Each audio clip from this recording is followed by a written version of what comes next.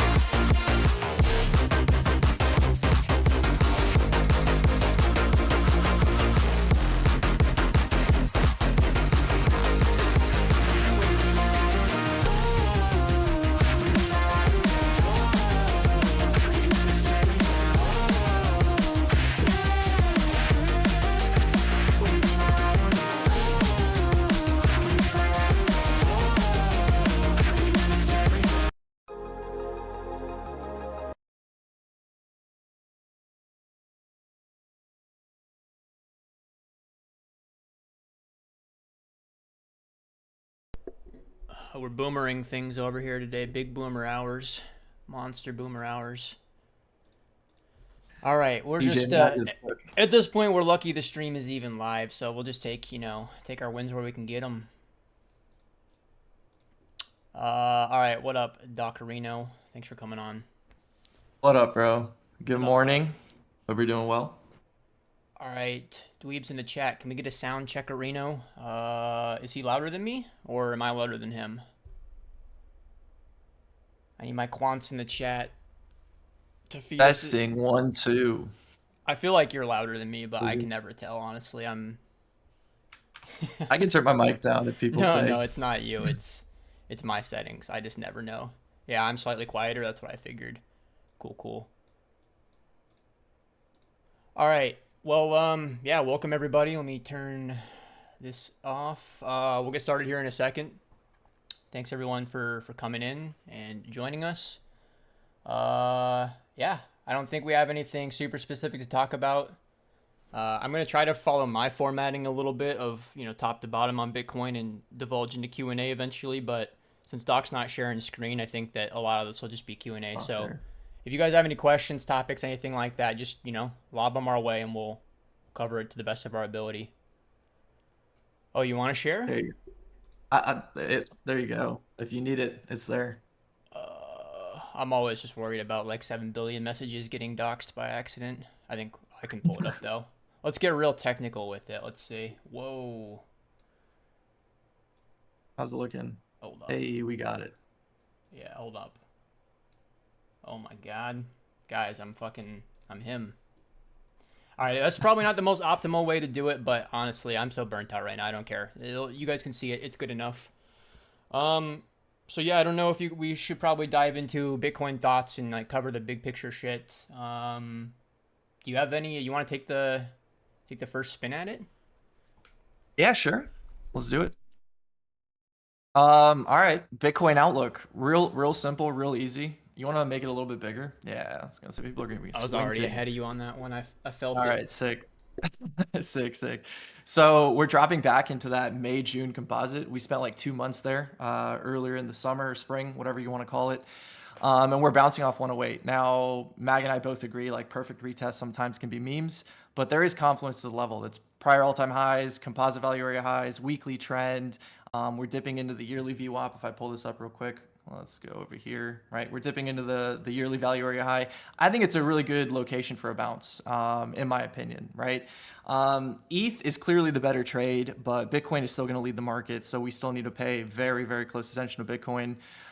For me, I think it's very simple, right? We're in a crab phase right here, right? We have a correction. We're still in a bearish downtrend. We're still in bearish market structure. We're in bearish medium time frame trends. We have a lot of work to do on Bitcoin, but that being said, I do think there's some signs of momentum loss here for bears, right? If you just look at like classical price action, 3 drives, first drive very strong, second drive weaker, third drive weakest, rounding at the lows is a 3-day weekend composite that we built up. And I was a little bit out of the market or out of the loop this weekend, but I did hear that, whales have been selling a bunch of spot BTC. It's good to see that a lot of that selling was absorbed over the weekend, deciding to sell 5,000 Bitcoin on a long weekend in summer. In my opinion, should have had a bigger price impact than this. Maybe Saylor offset some of that over the weekend. I'm not really sure when he executed. But nonetheless, I think it's pretty impressive. I think the most important thing to realize is that Bitcoin volatility continues to suppress, right? What we come to experience 4 years ago was 40% corrections, then 30. Last year was 20. Now we're getting kind of 10% corrections, right? The last 2 or 3 have been 10, 12. This one was like 12. This one was 12. Right now we're at 13. Volatility is compressing, liquidity is picking up around Bitcoin. TradFi runs the show. We know that CT doesn't own the coin, so for me, I think there's an opportunity period. Whether we, bottom here at 108 or we make one stab lower and visit that composite value area low from the May, June range, I still think that's opportunity. That would be in line with about the 20% correction that we've known to, come to know from the last few years in this cycle. So I think it's an opportunity period. I took the opportunity to pick up some spot BTC myself off of this puke. I will add a little bit lower around 102, 104 if that happens. I think that's a pretty consensus level from what I'm seeing around like a lot of other traders' ideas. So I would love to front run that personally, but I do think there's a lot of stuff to overcome here on Bitcoin. We do have the CME gap. I don't think I've shared this publicly, but in 2025, 92% of CME gaps have filled in 7 days. This one is obviously longer than that. I think it's been 8 or 9 days. But I think 100% of them have filled this year. So good bet on a medium time frame or kind of like medium time frame horizon over the next few weeks or month for that to fill back up to 117. My line in the sand, I think it's similar for everyone. 112, 113, get above it. I do think we can gap up to 117, 118. So that's going to be the TLDR. I can definitely continue rambling on this for as long as you want me to, but I'm going to stop there. Okay, cool. Yeah, I'll run through some stuff here real quick. All right, guys. So yeah, none of my stuff changes all that much, right? But we'll run through a couple of things. So yeah, like the main plans I was operating off of on high time frame were, where's the bottom gonna be, right? Like all my plans rush trading higher. I did in the Monday outlook that I put out for the first time have that kind of conversation of like, what does it look like if I'm wrong? Just to make the point that I do always have that in the back of my head, even though I don't talk about it as much. But yeah, I mean, it's basically, for me, it's either we're bottoming out right now. I'll show you guys the median time frame plan that I put out on Monday, or we're gonna get rejected here and trade down a lot lower. I really don't weight us trading down into 90K as high probability. I think that the bottom forming now is the most likely scenario. Doesn't mean that we won't see Bitcoin at 107K again in a week or two, but like that's what the bottoming process looks like. So that's the big picture plan. I'll just show you guys the medium time frame doodle really quickly. This is what I had, right? Like either let's let the volume profile load up properly. Either we're rounding out the bottom here, and using like 108 as support, and then we'll start to like really attack 112, 113 here soon. Or, you know, we're basically going to accept below 108, and that takes us down in the direction of 90. My big picture plans, right, have just always been like be the trend respecter, survive the seasonality chop, and like, you know, wait for the fuck you move, you know, and low volatility compression to take place as we get into Q4. I think from a sentiment standpoint, I was thinking about this a lot the past few days. I'm always kind of surprised how it seems like we can just hit like lower and lower lows within the, you know, sentiment oscillator or whatever the hell you want to call it. It's just crazy that, you know, like the market just keeps moving forward in the direction that everybody talked about for years, and like it seems like nobody's benefiting from it. I really can't seem to make sense of that personally. But so it almost feels like you know, last year I would have had a similar conversation where it was like, oh, we're in the summertime chop of last year, and we would have had conversations around like, I can't believe that the sentiment is this bad, right? Like Bitcoin's like 62K right now, and people are acting like we're 12K. So it really feels very similar.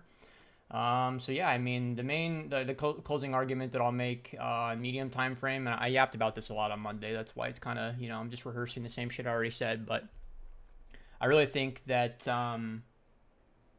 you know, you're waiting for the structural shift to really take place. So if I was to draw this on medium time frame, this is what structure looks like right now, right? It's making consecutive lower, you know, highs and lower lows, right? Right? I said that wrong, whatever, you know what I mean anyways, right?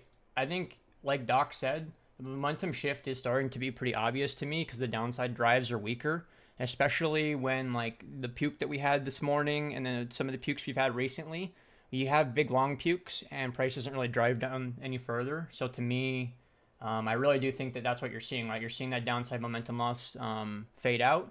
It doesn't mean that you can't make lower lows, because I do think like attacking 10, you know, like 107 probably is in the cards. But yeah, I think that this is what's taking place, and you give it a couple more weeks, and the structure will probably look positive. Last thing I'll say is, as far as positioning goes, I don't think, like I've been saying this for months and months now. If you're over allocating a huge portion of your portfolio to altcoins, you know, you're doing it wrong. I think the only thing that has made sense to buy has been, you know, just the large cap stuff, right? So, you know, I've been focused on Bitcoin, been focused on TradFi, been focused on ETH, Solana, and outside of that, I don't see any argument for allocating to a bunch of other shit. So, yeah, we can go ahead and pause there and see what's going on with the chat. Haven't read chat yet. We could answer that question if you want.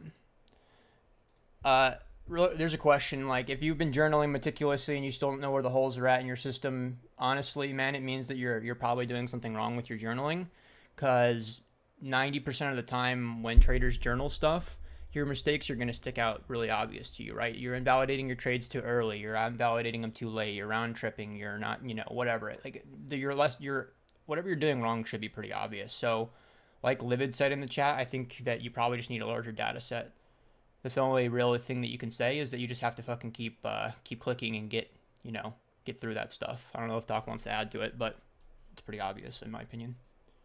I think one thing people get caught up with early on in their journey is like, who's at fault here? Is it the system that I'm like using? Is it the trades that I'm taking? Is it me, or is it the way that I'm analyzing, right? Because you don't know that's how good. well you don't know how well you're analyzing the market early on. So I think what you can do is take the sample size of like, are you at least directionally correct on the week, right? I think the first thing that people get good at is just having a good sense of, I think the market go up this week, I think the market go down this week, or month, or whatever time frame that you're trading, right? And once you get a good idea of like, okay, I have a good sense of which direction this is going, then you can start, being more meticulous in your analysis based on your trade setups. Like, are you taking good trades within the context of your bias on the week, right? So first thing to ask yourself is like, do you at least feel like you're a good analyst? Because the way to be a good trader first is to be a good analyst, and most people get stuck there. They can be good analysts, but they can't be good traders. So I'm just speaking in a generalized form here. You know, I don't know where you are in your journey, but sounds like, maybe that could help.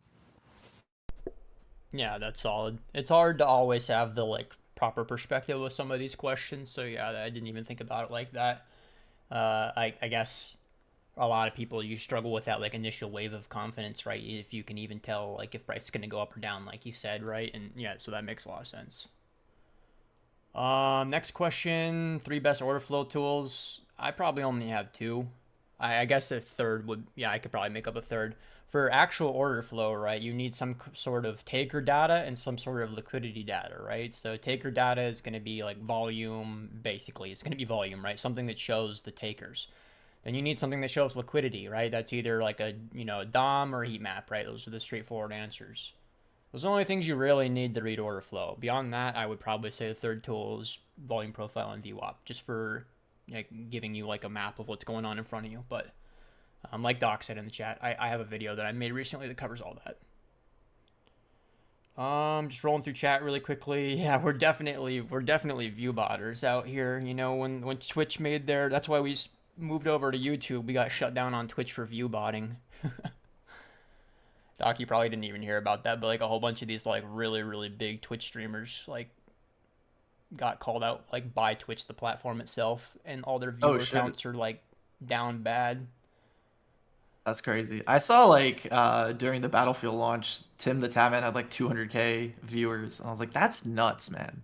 Like if you actually put that in perspective. I think that's probably realish because, right, it's a brand new game and everyone's hyped and he's like a main streamer. Yeah. Yeah. But still, like the media platform itself, like for that many human beings to be watching one thing at one time, that probably rivals some like actual sports. Oh, you know what I mean? That's been happening for a long time. It just depends on what you watch. A good example that was shocking to me, this was like literally over a decade ago, that the NBA final was happening at the same time that the League of Legends World Champion was happening, and League of Legends had more viewers. So then the NBA, crazy. The final game of the NBA, right? It was like Game 7.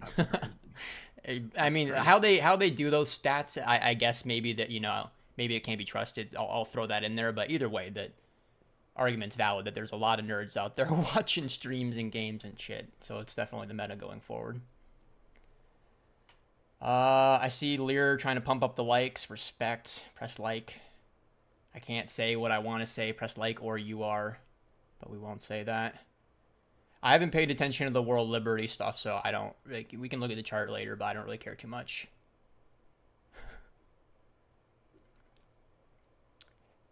That's valid. Jagger's like, I don't know how. There was a period where we used to pull absolutely insane viewers. I think there was a point one time when my Twitch, Doc will probably think I'm lying, but I think I had 1,400 live viewers at one point when I was live streaming with Jim and Abe Trade at the same time.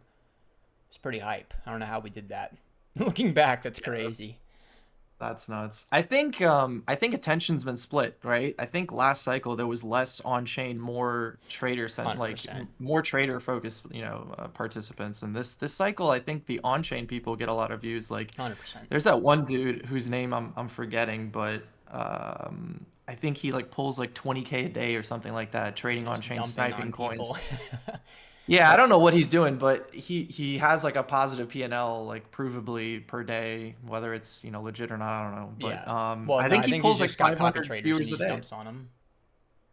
Could be, but he pulls a large audience on Twitch, so the participants are still there. I just think that attention's fragmented this cycle. Post 2020, people are much more skewed in the direction of even faster money.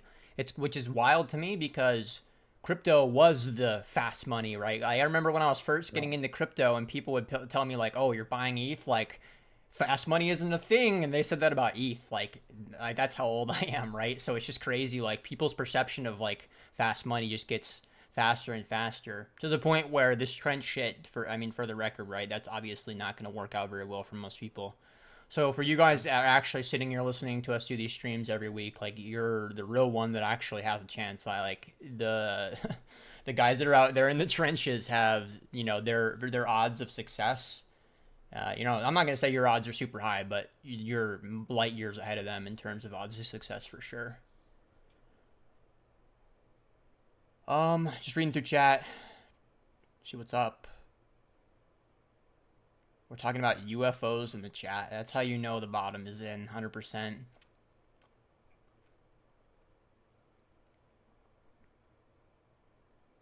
Chinese had a big part in that League of Legends viewership over the NBA Finals. Yeah, of course. Gold rallying concerning sign? I mean, not for me because I have silver, so I don't worry about that. But yeah, I mean, generally speaking, gold doing well was not good in the medium term for risk assets, right? Because I don't think that the correlation is completely like -1 by any means, but it's definitely negatively skewed. So risk assets should go down when gold goes up and vice versa. But yeah, I don't pay too much mind to that stuff. People call me a boomer, but I've sat in silver for a long time, and the days when your Bitcoin goes down and my silver goes up, I get to cope and say, well, at least I'm not losing all my money today. I'm only losing some of it. I'm just reading through chat, Doc. I don't know if you have anything that you want, like, by all means, take over the mic at any point if you want to yap about something. No, I was just reading it as well. I like the comment from Jeggers. 2022 Prime Mag will never be forgotten. Bro, that was like my that was my come up year too. I learned a lot from you before I even like joined Paragon and stuff. Like the threads you were putting out and everything. You're still doing them, but I mean, like, I don't think people realize how much impact that can actually have on someone's like career arc and everything like that and their journey. You know, sometimes we get caught up in like, oh my God, there's more bookmarks and whatever, but it's actually a crazy positive impact on people's, you know, grind, and it's just like the same data set. You know, only 1 out of 100 is really going to take it seriously, or whatever that number is going to be. But yeah, that's why I never was concerned about the idea of like, oh, you're not going to be able to trade successfully in the future. I teach people, like, I'm not worried about that at all, because like that's just how games work. Like, you know, people aren't going to beat me at my game, you know, even if I teach them how I play.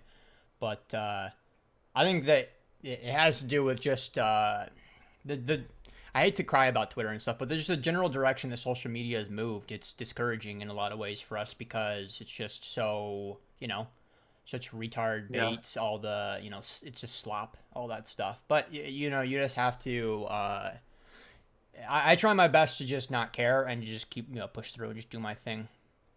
But it is easier said than done.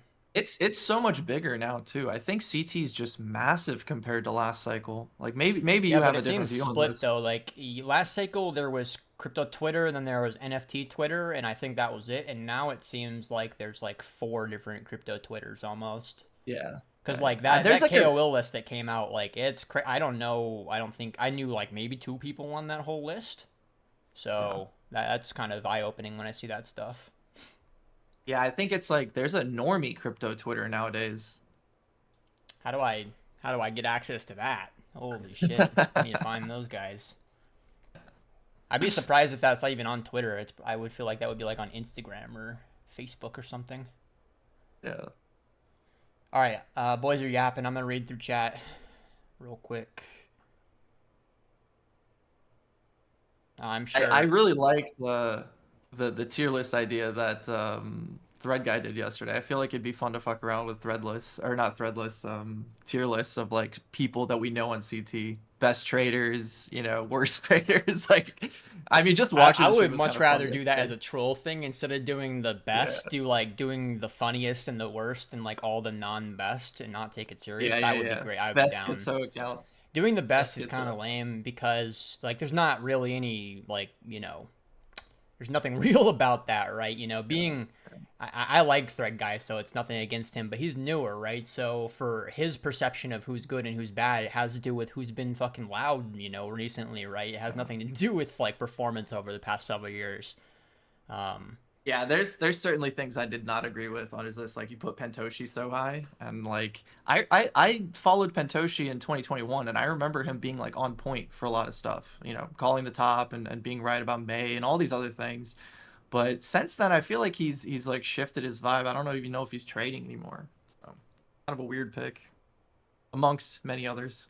That's fun. I didn't think that was the worst pick by far. There was a lot that I was like, oh, okay. But anyways, all right. I mean, you didn't even make the list, which is wild. Yeah, it is what it is. But that has, whoa, I mean, I was just DMing you this, right? My trading performance this year this has been one of my worst years since I went full time, if I'm being honest. In terms of like growth percentages and things like that, I haven't like leveled up at all this year. So it is what it is. There may be a little truth to me not belonging on that list at least this year.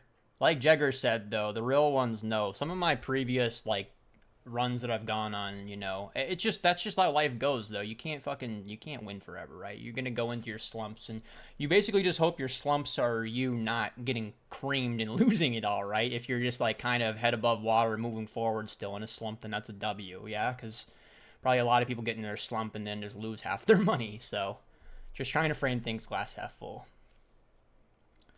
All right, I'm going to just read through some of the chat really quickly. We'll do alts later on, guys, so before you start asking about the alts, I'm just going to skip over. Like Fartcoin, don't worry, we'll cover that later.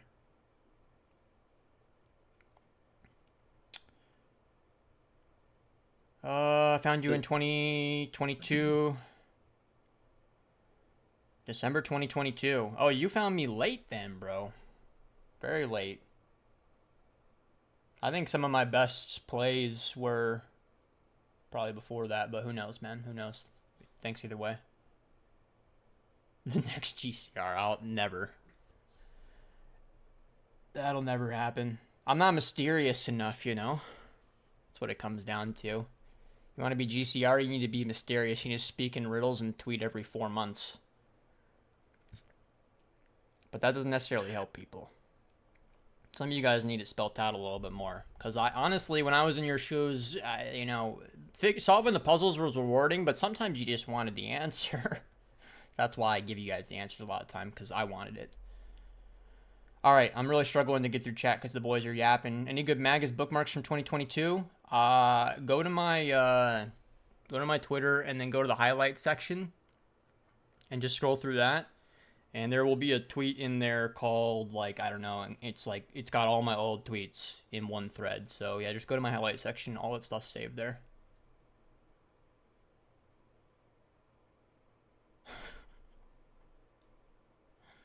Does the monthly tweezer top on the Bitcoin chart scare you? What is a tweezer top? That's crazy.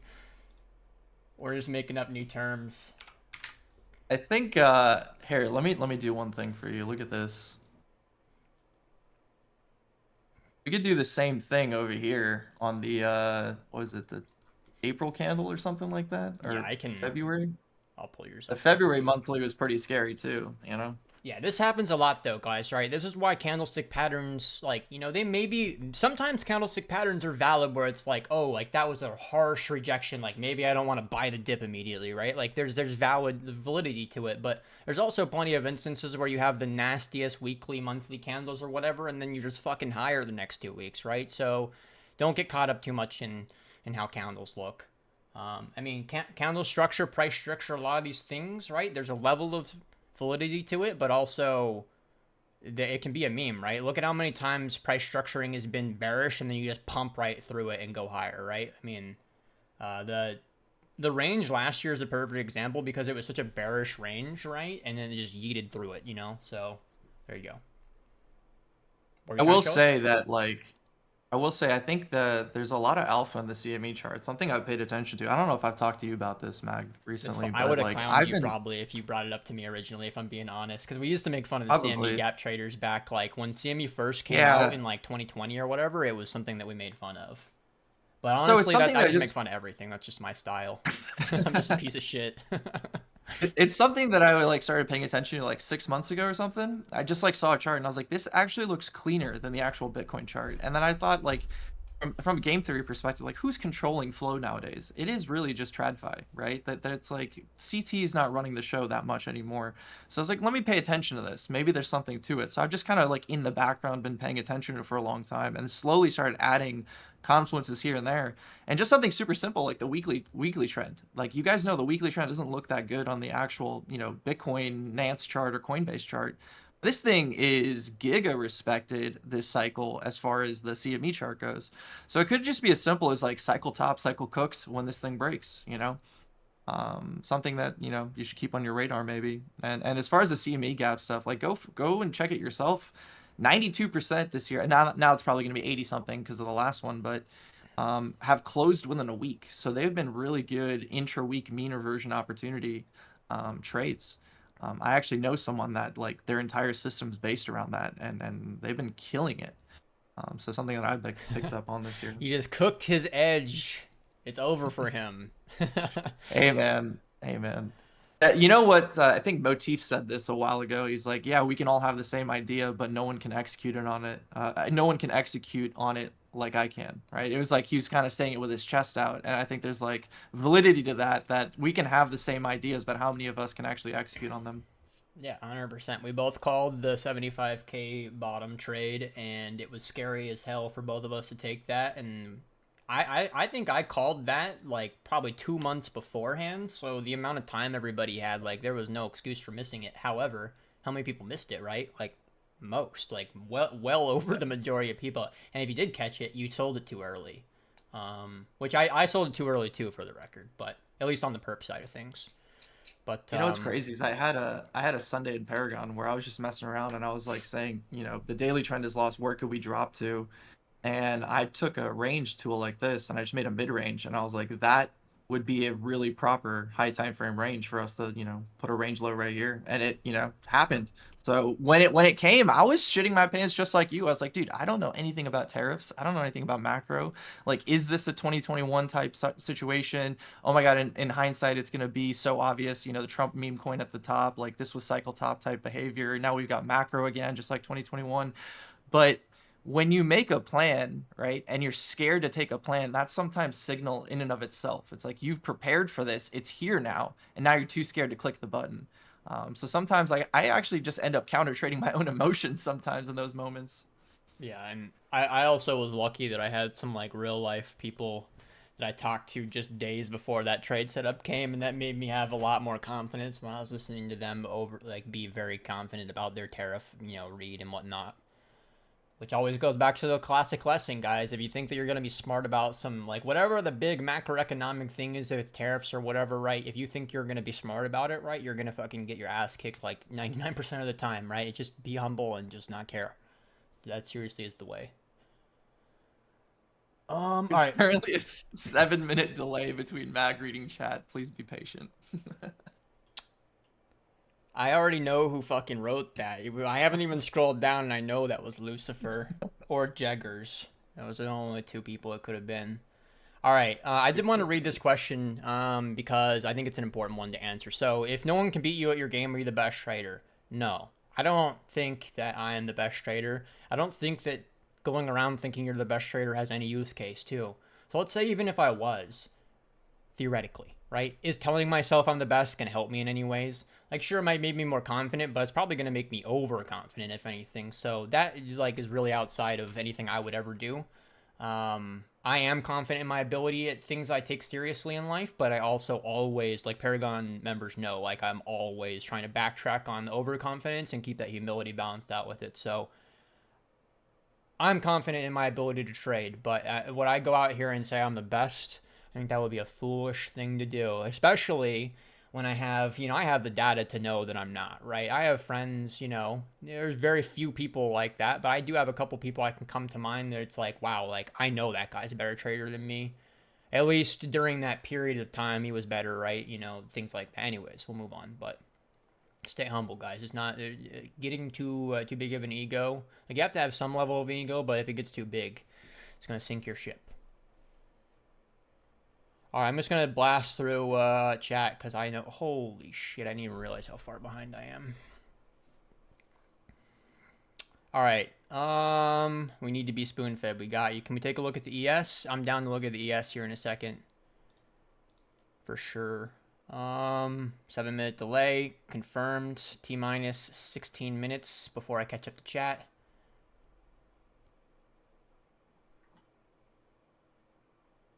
Crypto link. Trump's death and health conspiracy. That's the new conversation. All right, guys, we're buying the Trump health dip right now.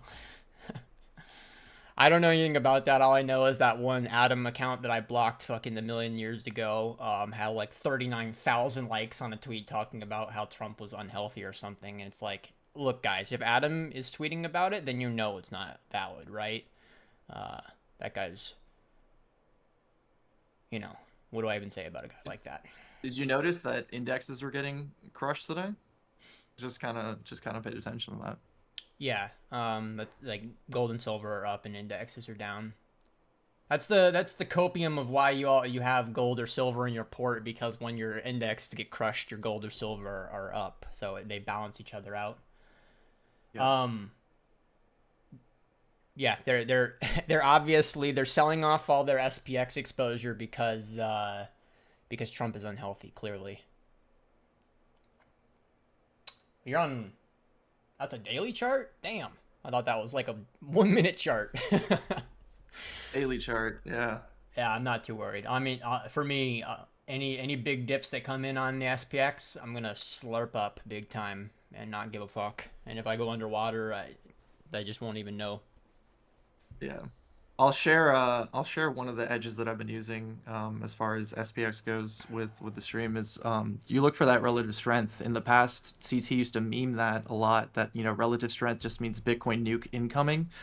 But really, risk does tend to sell off first, right? Any kind of assets. You think about your guys' own portfolios, right? If you have a bunch of shit coins in a Solana wallet and you have Bitcoin and you're scared, what are you going to sell first to protect yourself, right? TradFi thinks about it in the same way. If they own a bunch of Bitcoin and they own Nvidia and Apple, what are they going to sell first if they're scared? So it does tend to happen where Bitcoin will sell off first, lead the nuke, and then kind of round off at the bottom while SPX makes the final legs down. So if there is an SPX correction, right? If we do lose the daily trend, we gap down a little bit, have 5% down or whatever SPX is going to correct, I would be looking for any type of signs of relative strength on Bitcoin. Because there's going to be people out there that are going to take the 2023 meta or 2022 meta and just be like, oh, it's coming. This is not relative strength. It's weakness. The nuke hasn't happened yet. And that's why so many people actually missed that April bottom, is they were in that mindset. I made fun of you for saying relative strength and still bought Bitcoin, so I gotta go ahead and throw it. I just playing devil's advocate. That might be a more valid conversation nowadays because crypto's more mature. But that was like, seriously, anybody that said relative strength back in the day, like 30 minutes later, egg on their face. Yep. They were dead wrong every time, right? So that's why. Yeah, but that's yeah. the Pavlovian way, right? That we get trained, right? You get 3 years of the same pattern over and over again, and then it changes, and you got to be able to adapt with that shit. Or just say, I don't care. Like, that's what I did. I was like, I think relative strength might be a meme still, but I also just don't care. Like, that's been the plan. I think I hedged at like 113K, and it was like the plan was just fucking AFK until we trade down a lot, right? And I'm not gonna, that's the thing that I'll get the most mad about myself. Like, if I mess up a trade, that's fine. I'll get over it. I struggle so much getting over when I made a plan 3 months ago and then I didn't take it when it came. I want to quit trading after I do that. Seriously. Yep. I'm right there with you. Nothing pisses me off more than that, where I like self-sabotage. Because Right? that's Like, all I on don't you, care if I right? get it. Other times the Yeah. variables are on the market or things like that, but that was all on you in that instance. So, which most of trading really is not all on you. We want it to be all on us, but you don't have control over the outcomes. And I think that's classic life cycle of trader too. It's like, even when you recognize what your weak points are and even recognize where your vulnerabilities are, you're still gonna fuck up doing the same thing because it's like it's in your blood. Before you really just get to that moment, you're like, I am so sick of making this mistake. I don't give a fuck what happens. I'm taking this trade or I'm doing this thing that I know I'm supposed to do. Yeah, rather man up and take the loss, and then at least be like, okay, well, at least I wasn't a bitch this time. All right, a couple of questions. Why is Bitcoin Cash looking good? All the dinos, I haven't looked in a couple of days, but I thought all the dinos were looking pretty good recently. It wouldn't surprise me at all if, we run the Treasury DAT back or some sort of ETF spin up on Bitcoin Cash, right? So I'm sure it's the euthanasia roller coaster, right? I've said this many times before. When you have success with a Ponzi, you're always going to run it back until this, and then they basically are less and less successful every time until that version of the Ponzi blows up and we have to make a new version of it. So the Bitcoin Ponzi has been beyond successful, right?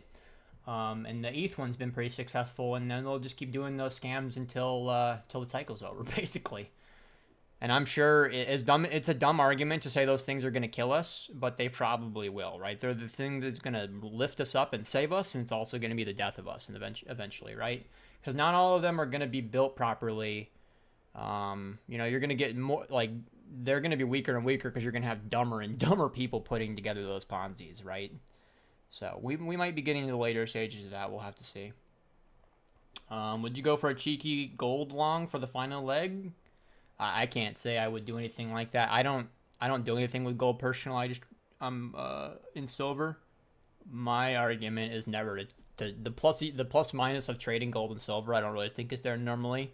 It's just something that you park a little bit of your money in and forget that you own it. That's always been my argument. I don't like if I was to actively trade something, I'd 10 times prefer to trade Bitcoin over it. Gold volatility is gold going up 1% is a massive move in a day, right? Silver moved 2.5% yesterday, and that's like a fucking monster move for silver, right? And that's just an everyday move for Bitcoin. All right, motherfuckers be chatting. Coffee Nothing. spelled backwards is e-fuck. Just know that I don't give a fuck until I've had my coffee. That is a banger. I've never heard that before. Okay. I've never heard that either. All right, Jeggers with the banger. First time ever, Jeggers. Got him. All right, y'all thinking... I like that you started with y'all. There's no way that you say y'all naturally, and you said that on purpose. 100%. You thought you were clever. All right, crypto, Twitter, and YouTube, the place to be. Wait until you go to crypto LinkedIn. Dude, we got to get on crypto LinkedIn 100%. And from what I've seen on LinkedIn, like real business LinkedIn is kind of a meme. So I can only imagine. Did I tell you the story? Someone's impersonating me on Instagram. Like they took my profile picture, my Yeah, you bio told me. from Twitter. Yeah, and they I post didn't all make my a big charts deal on. about it because it's just that's super normal actually. Like I for But sure have had an Instagram account impersonate me as well. But the craziest part of all of this is it worked against the guy because the guy or like he was posting my YouTube and stuff, right? So like people came to my YouTube He's and just told me promoting like, you. yeah, I found you from Instagram and I was like, what the fuck? There's an Instagram crypto audience out there? That's wild. Maybe I gotta There like make is, my own 100%. Instagram. Those are probably the more touristy people though, where they are gonna, price goes down 5% and then they're out of here. Jax is asking thoughts on hype. We can do an altcoin section later. Hype is obviously, I mean, I don't own any hype right now. I think it's a major, player for the layer 1 space. I personally would prefer to own ETH and Solana over hype these days, but it's not bad. I think Doc has it pulled up. Well, Yeah, I can go back to it. I mean, it's a good coin, obviously. It's much stronger than your average alt by far, but I'm not in an excessive risk stage where I want to buy up a bunch of coins, so I'm playing it safe. Oh, momentum loss. Uh-oh. Yeah, that's pretty valid. Looking like Tia back in the day before Tia went to 0, huh? Uh-oh. Yeah, I just I don't triggered know the if it's gonna go Hyperliquid to gang so hard calling their coin Tia. I'm about to get cooked. My accounts are about to get banned on socials. 100%. This is actually the first stream me and you ever did together. I I think know. we're looking at Tia right here, and we were doing the same thing. We're like, this thing looks like it's rounding over. Alright, before you guys come out with your pitchforks, Tia's obviously a dog shit coin compared to Hyperliquid. Hyperliquid's a real project and whatnot. But your coin's still going to 0. Got him.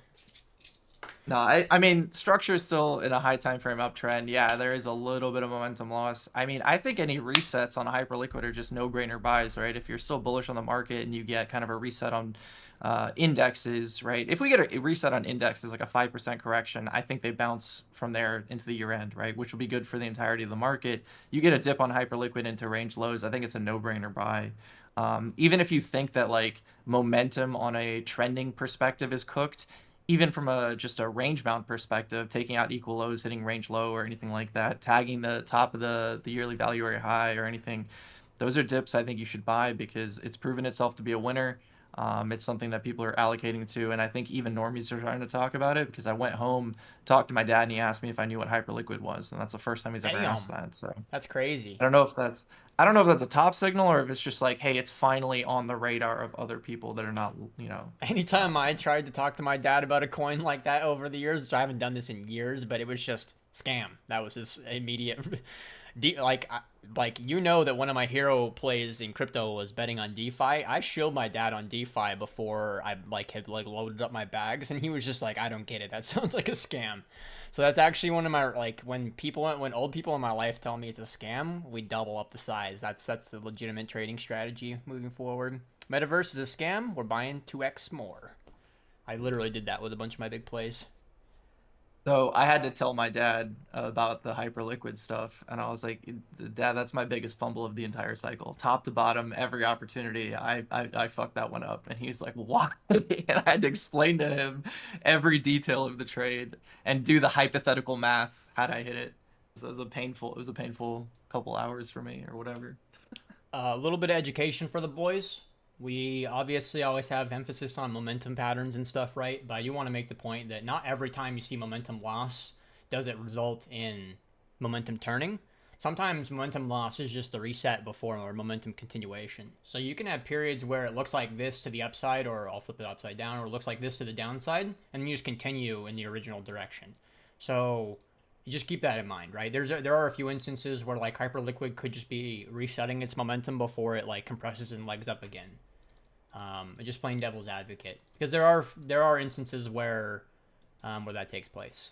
I've definitely seen that a few different times with Bitcoin, where Bitcoin like looks like, wow, like Bitcoin's about to roll over, and then 2 weeks later it's just like up a lot, right?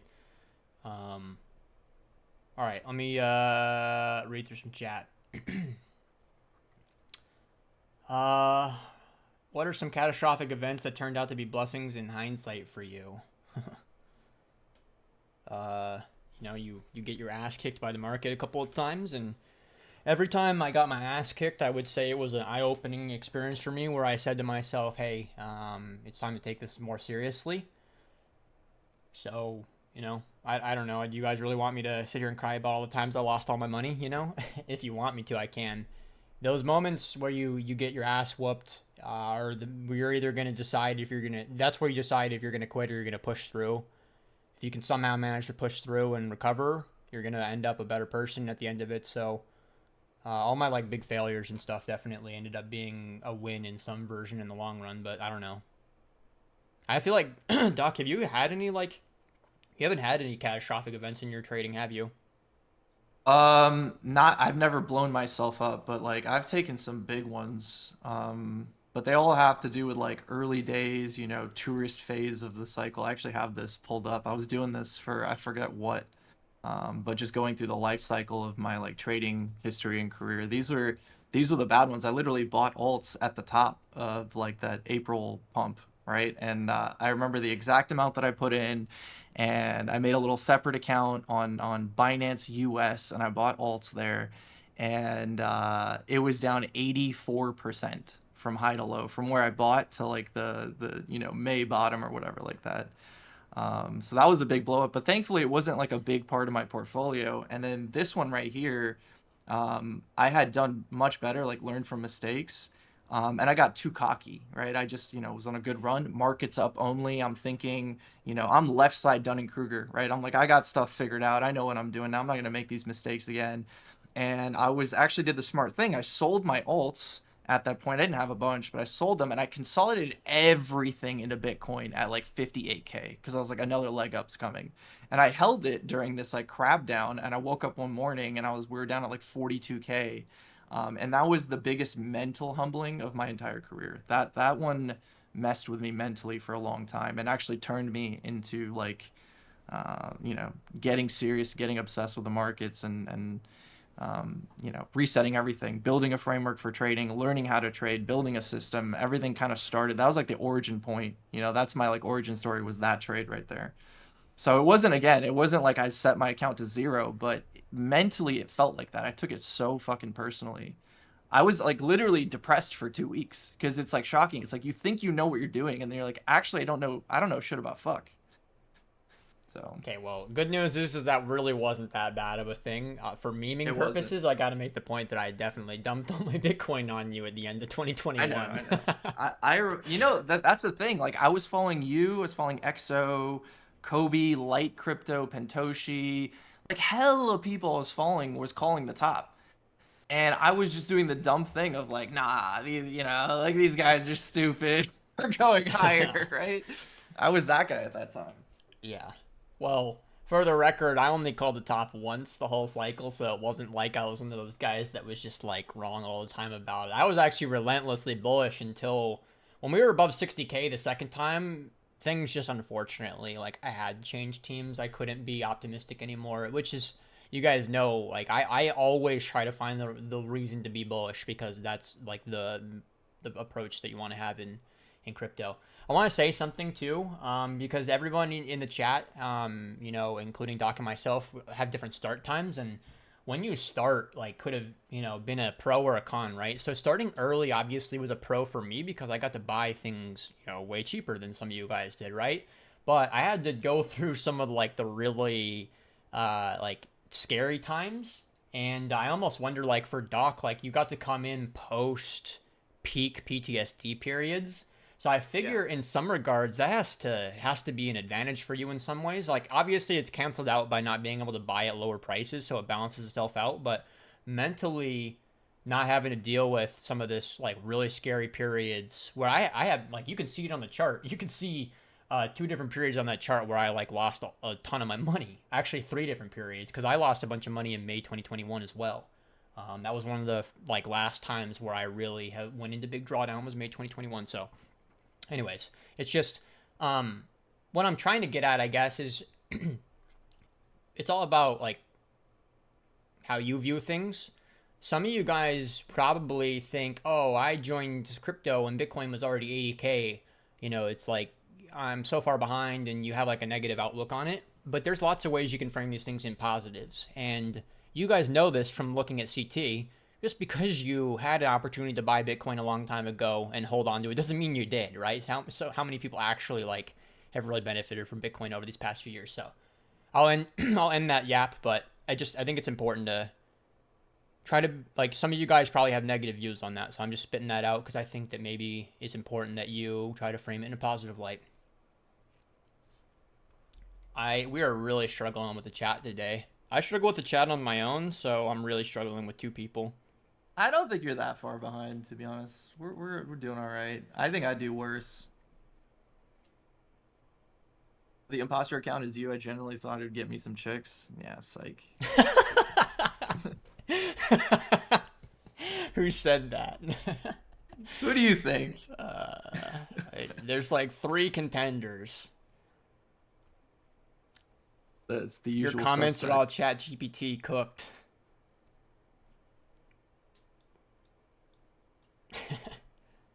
BCH looks better than, yeah, Bitcoin Cash does look better. Well, that might, I don't know if that's still true.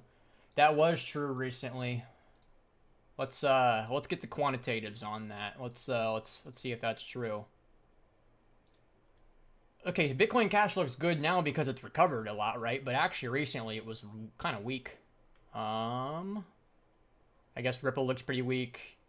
Litecoin looks pretty weak too. Honestly, yeah, BNB looks pretty good as well.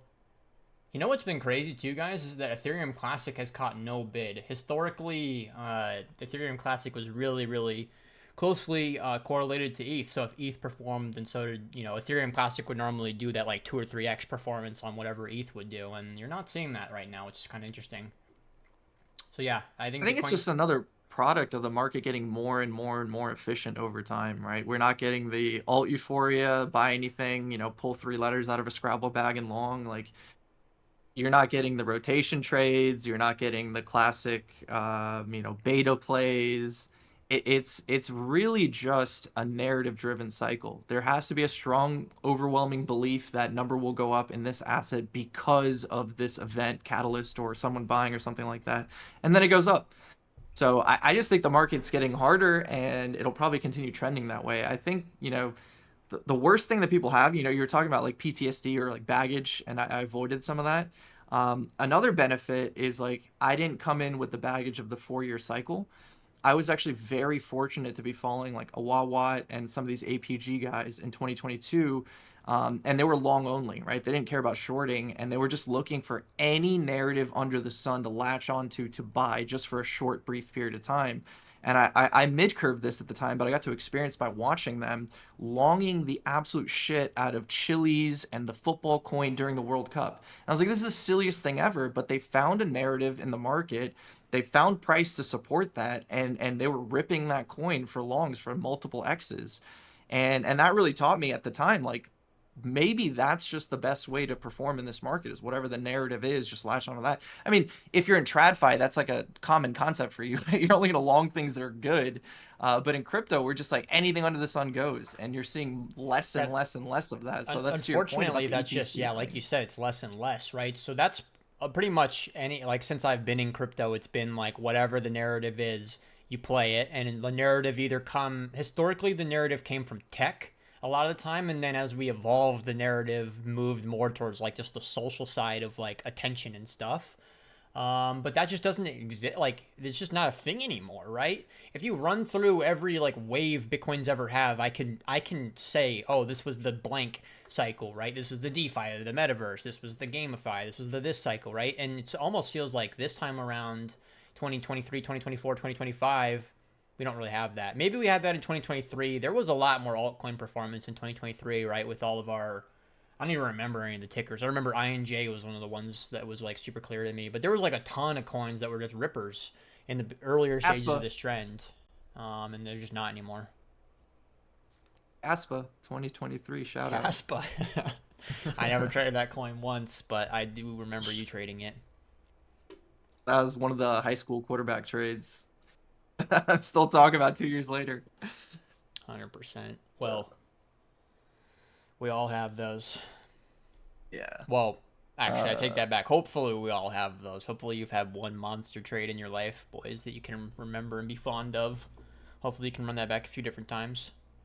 IQ Redact has a good question. What was wrong with consolidating to Bitcoin as a risk off move? So I did it for the wrong reasons, right? Being, I was risk off on alts because of the, the Bitcoin dominance chart. And I was like, every time it tags this level, alts get destroyed, which happened again. But my idea was Bitcoin's going higher. So I was completely wrong objectively for that. If I believed that Bitcoin was going lower as well as alts, it's just going to go down less. I wouldn't have put money into Bitcoin. I would have put money into stables, right? So yeah, maybe to an extent it was a good move, but I did it for the wrong reasons, right? So that was the thing that fucked me up mentally. It was like, I'm completely wrong on this idea. Well, I mean, how many years had you been trading at that point, too, though? I mean, that obviously plays a huge role. Yeah. You were only like 2 years I into mean, it.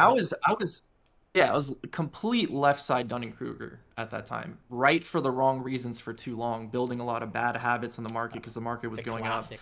Dude, I had a moment in 2020 before I came to crypto. My entire strategy was if Apple was red on the day, I would buy Apple calls. That was my entire strategy, and it worked. It was like Because it it was was making me money. post-COVID. that's, Yeah, that's it epic. was post COVID. Yeah, Apple was just going up only, and that's all I did.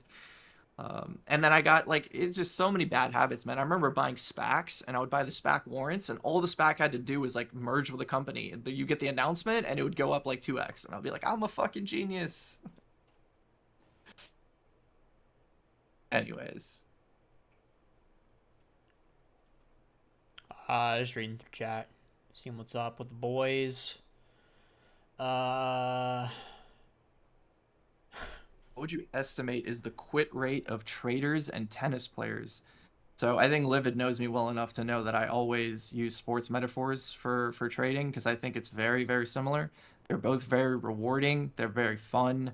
But it's very hard to actually like make a living off of it, right? Even professional tennis players, you have to be in like the top 100 to make a good living, right? The prize money is just not, it's not there for anyone outside the top 100. So I think there's a high turnover, high churn rate. You could trade for fun. You can enjoy the market. You could be allocated to assets, and you could trade on the side, and you could just lose a little bit of money, or you can make a little bit of money. You can break even, and you can have fun with it. But you know in the back of your mind, like, I can't trade for a living, right? If push came to shove and this market didn't have a bull market, I'm not going to make money, right? So I think that's the overwhelming majority of people, to be honest, not to be negative or anything. I just don't think it's easy, right? I think you have to like treat this game like a career. You have to really respect it and say out loud, like, it's not easy. It's fucking hard, and I'm going to lose for a long time. And I have to continue being able to take those L's all the time and find positives from them. So yeah, I mean, it's super high, 99.9% probably. yeah, it just depends on how you define all that stuff too. I mean, I think you said like fails and quit right? But like there's like different definitions for success and failure too. Take that into account. Yeah. All right. Let me see what else we got. We're Thoughts using on Bible ETH? We haven't verses to covered catch the ETH. bottom 100%. Should we do ETH? We haven't covered ETH. Yeah, sure.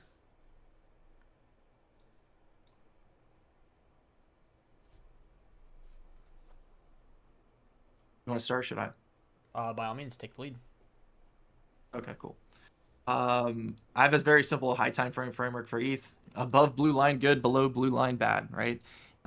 What this represents is the point of breakdown from the last cycle. Right. So I have the gray box driven all across the screen. That was the last weekly up candle before pretty much the bear market started. Market structure broke on a high time frame.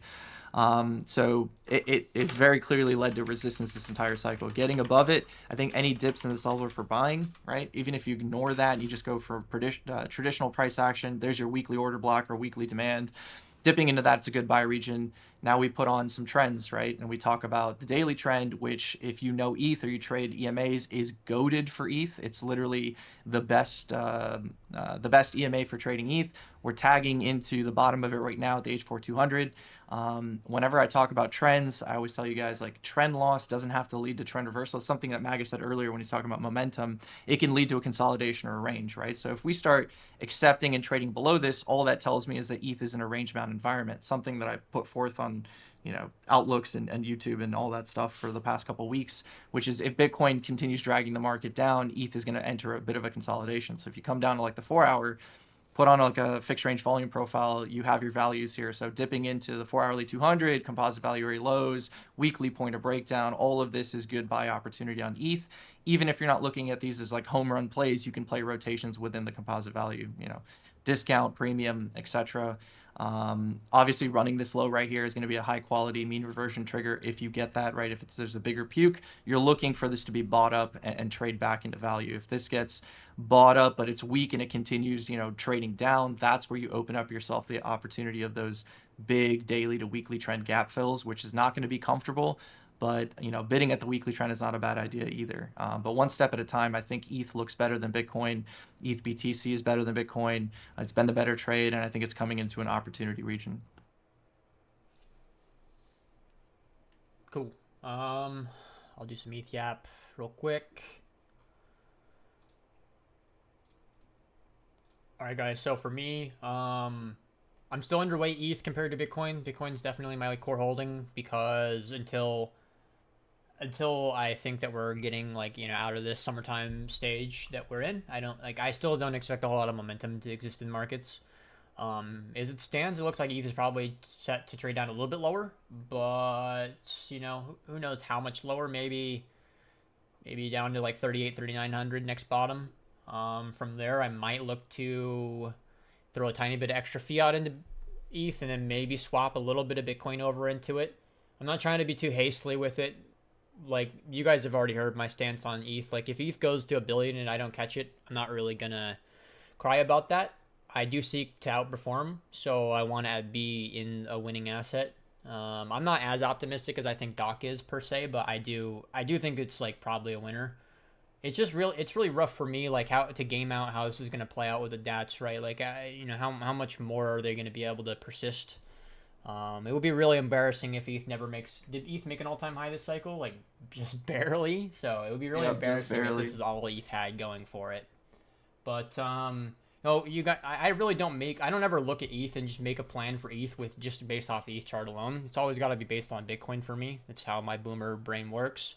So for me, Bitcoin's set to bottom out here soon and be choppy, which means if Bitcoin is bottomy / choppy, it means that most alts are going to be red. So let's look at ETHBTC for a second. I haven't looked at this in a minute. Where the fuck is that at? I'm really impressed by the ETHBTC chart for the first time in a very long time. I will say that I think I made this drawing over here where I said like, okay, we built out impulse into a range, impulse into a range, impulse into a range. I kind of thought we would pull back and consolidate before we could do another leg. So I think that I was early on that call, and that's probably where we're at. So maybe you see a little bit of short-term outperformance on Bitcoin where ETH kind of reestablishes itself.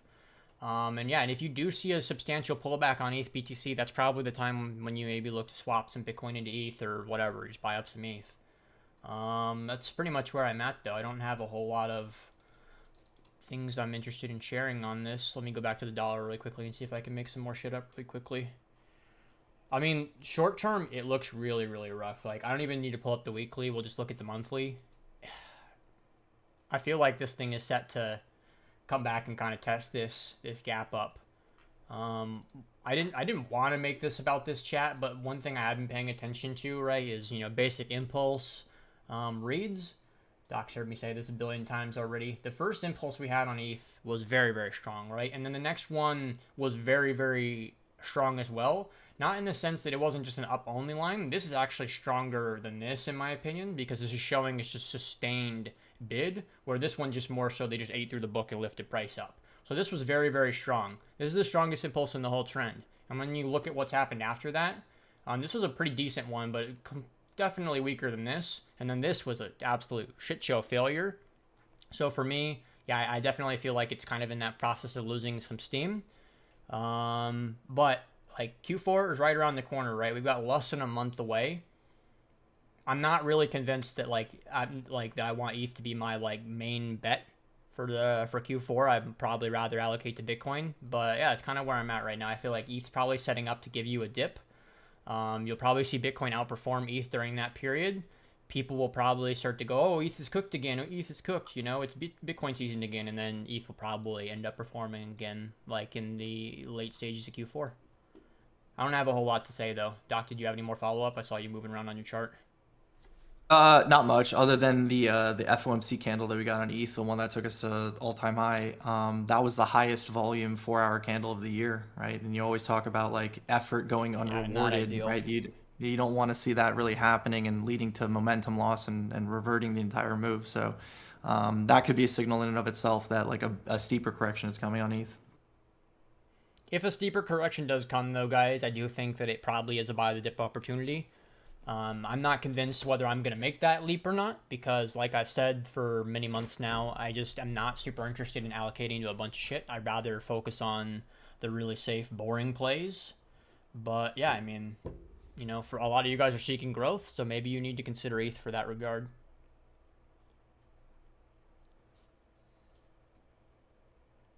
I'm just going to roll through chat real quick, but feel free to yap about anything. Oh, I wanted to talk about this. I think this is a really important question, actually. So I don't actually know who asked this because my YouTube is messed up and just tells me the letter M asked this. Maybe that's actually all your YouTube name is. This is an important question. So do you guys see yourself trading full-time? I think there will always be an opportunity to make big money in markets. People are way too negative. This is a really important conversation, guys.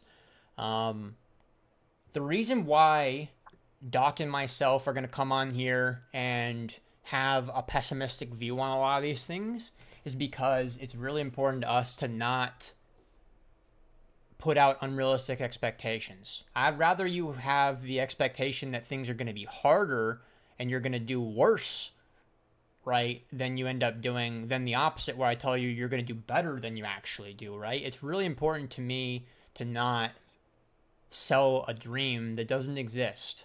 That's really important to me, right? Because that's super prevalent with so much of trading content and stuff is just people saying, it's really easy, you're just retarded, buy my shit and then you'll figure it out, right? We tell you the opposite. You can come and work with us and it's going to be up to you if you're going to figure it out or not, right? Like I will guide you to the absolute best of my ability. You have questions, I'll answer them to the best of my ability, but only you can figure that shit out. So the reason why we're negative about it is because it is hard and we don't want to be snake oil salesmen and tell you that it's going to be easy when it's not. I'd rather you have a realistic expectation. So I could say a lot more about that too. I was actually planning on talking to Doc about this behind closed doors about how I want to preach a more optimistic and positive message about these things, because when you trade for a long time, it's just easy to end up negative. You know, things kind of suck, people kind of suck, blah, blah, blah, and you end up a crybaby pee pants. So I want to course correct on that if I can find a way to do so. I don't know if you have any more to add to that. It's a great conversation, though, in my opinion. If I'm being honest, I went to go take a piss during that, so I missed a lot of it. Oh, you're good. I think your mic switched over to your shit mic, by the way. Okay, let me fix that.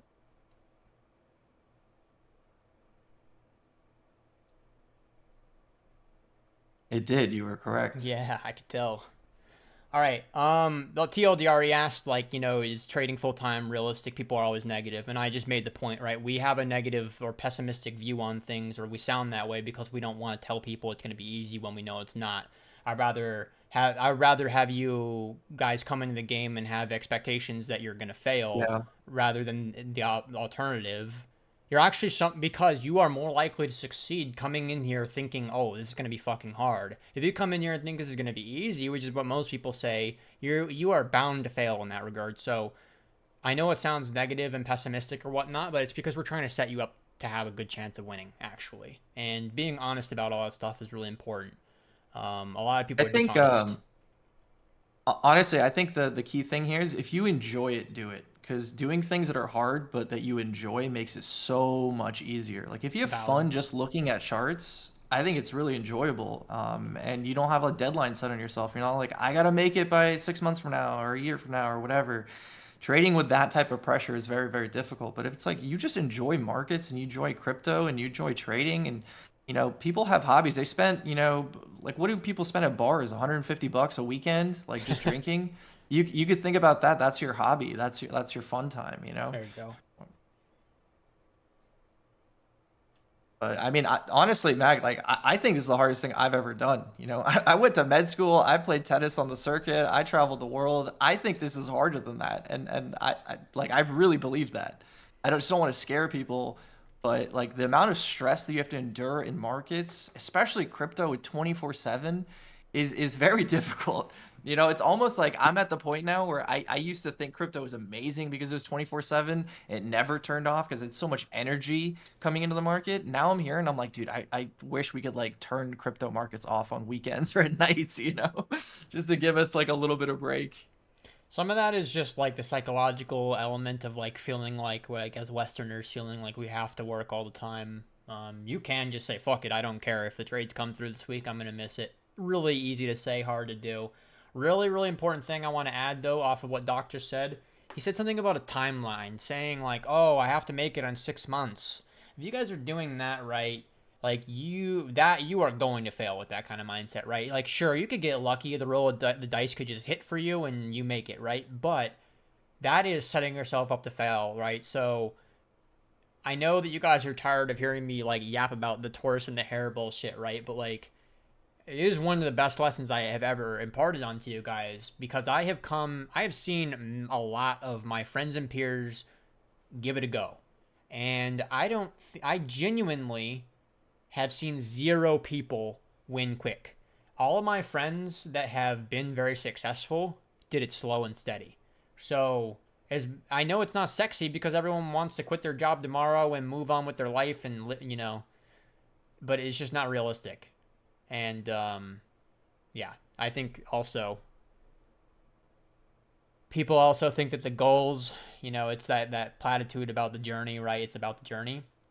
If you guys are so focused on where you're trying to get to, your whole life's going to go by. So focus on what's going on in that present moment too, as opposed to just, I'm at $100,000. I need to get to $1 million. And that's the only thing you care about. It's going to be kind of empty existence.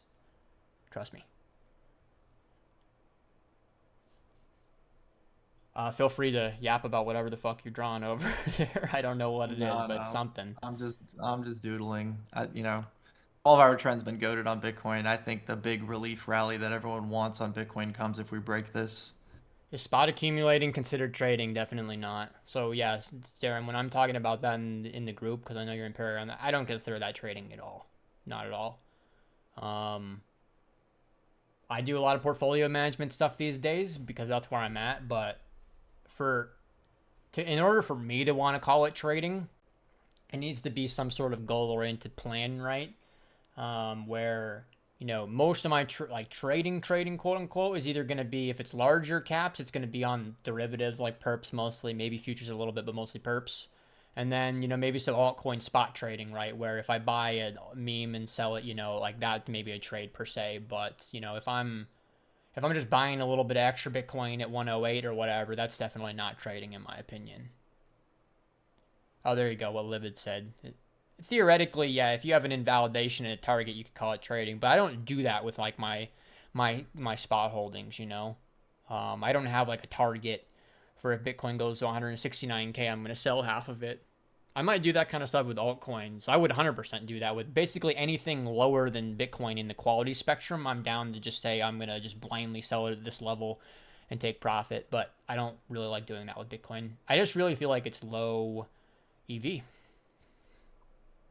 You really think you're going to buy your Bitcoin back at a lower price and have more of it in the long run?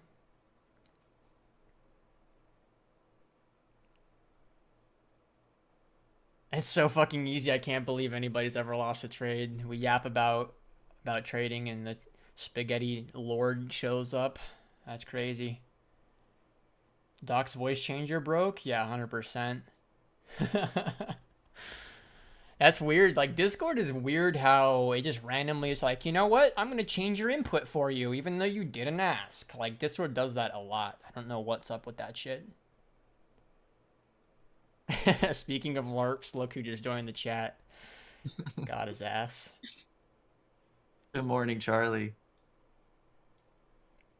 Do you think? I like how we're all taking turns, taking a break. First Charlie, then me. I think now you're setting to take it easy a little bit the next few weeks. You got Nice it. to have people to lean on to pick up the slack too. 100%.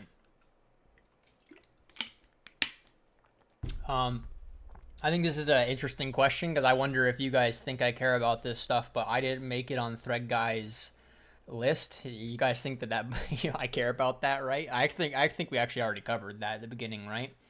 Making it on the list like that has nothing to do with your ability to trade, with your ability to fucking yap, you know? Can I constantly keep attention on my account on Twitter by yapping all the time about how good I am, you know? And then people will think I'm good, but I don't really care about that too much, so all good. That's just me coping in real time because I can't fucking believe that Thread Guy didn't put me on his list. No, I'm just kidding.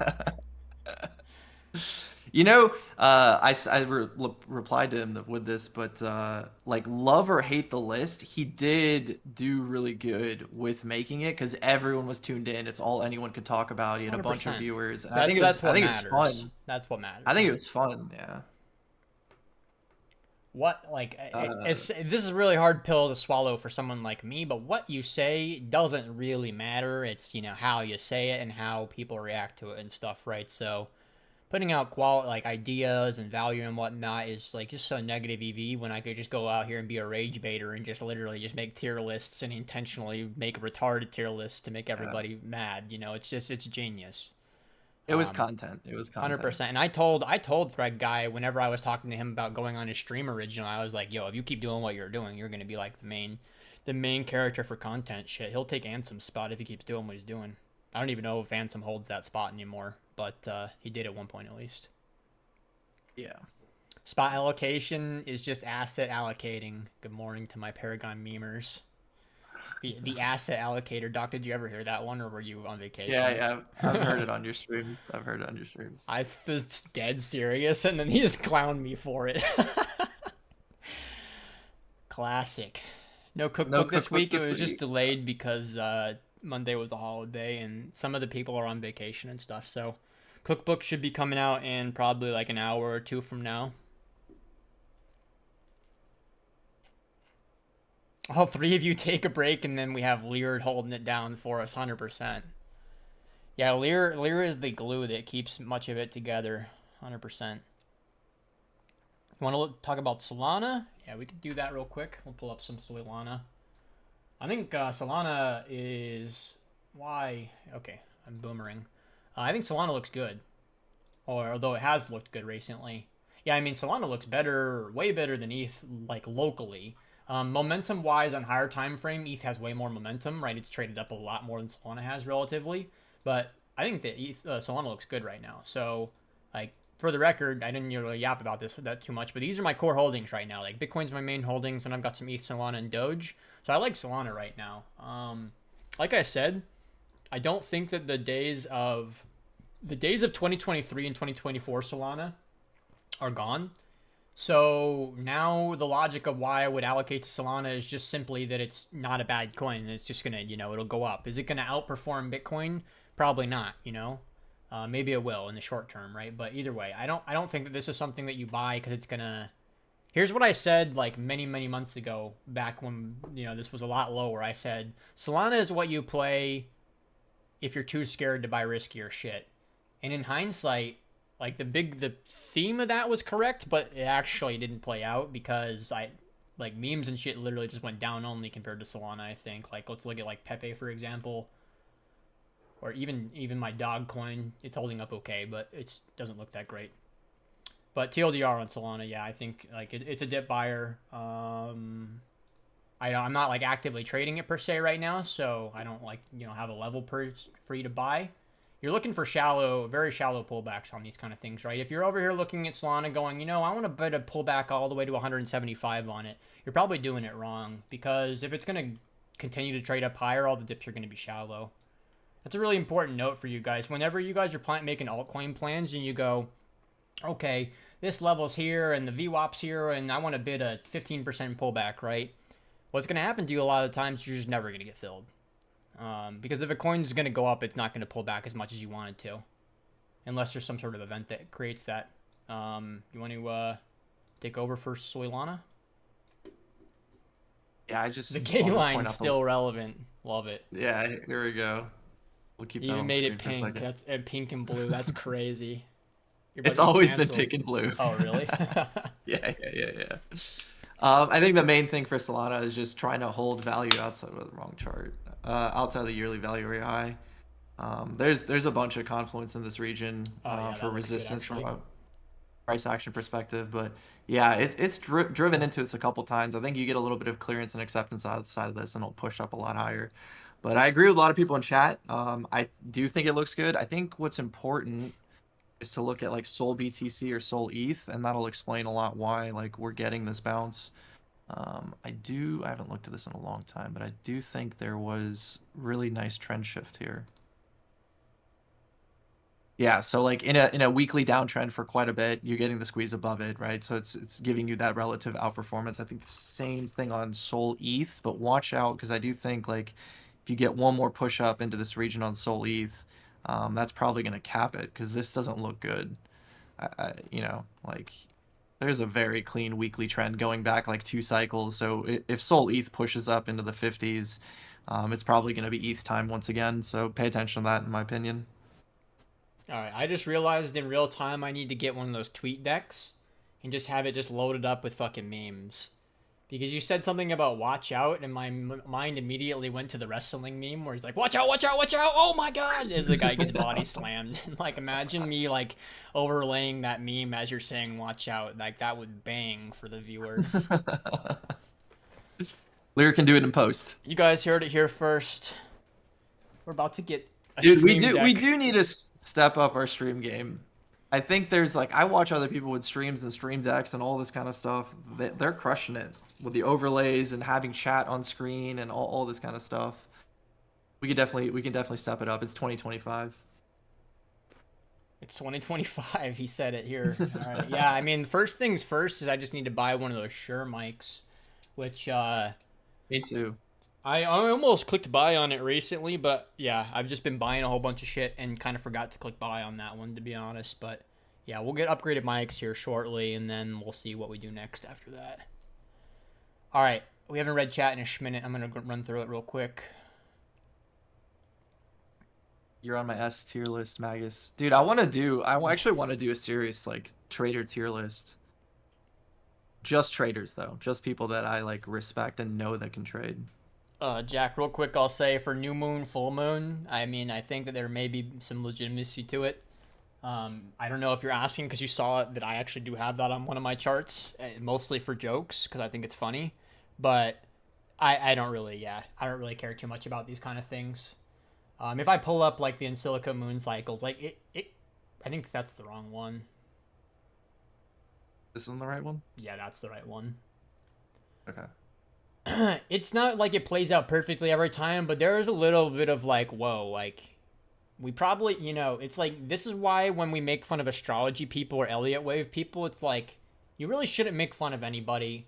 For like you can make fun of people just because you want to make fun of people. That's what I do, right? But if you want to make fun of people for like actual real logical reason, like you're doing it wrong when you're making fun of moons and Elliott waves and all these dumb things. Like it kind of plays out, as you guys can see on your chart on your screen. So wait, where's the full moon? It's coming up, huh? Oh, Friday. Friday's full moon. There you go. Let's go, boys. Pump it into the full moon.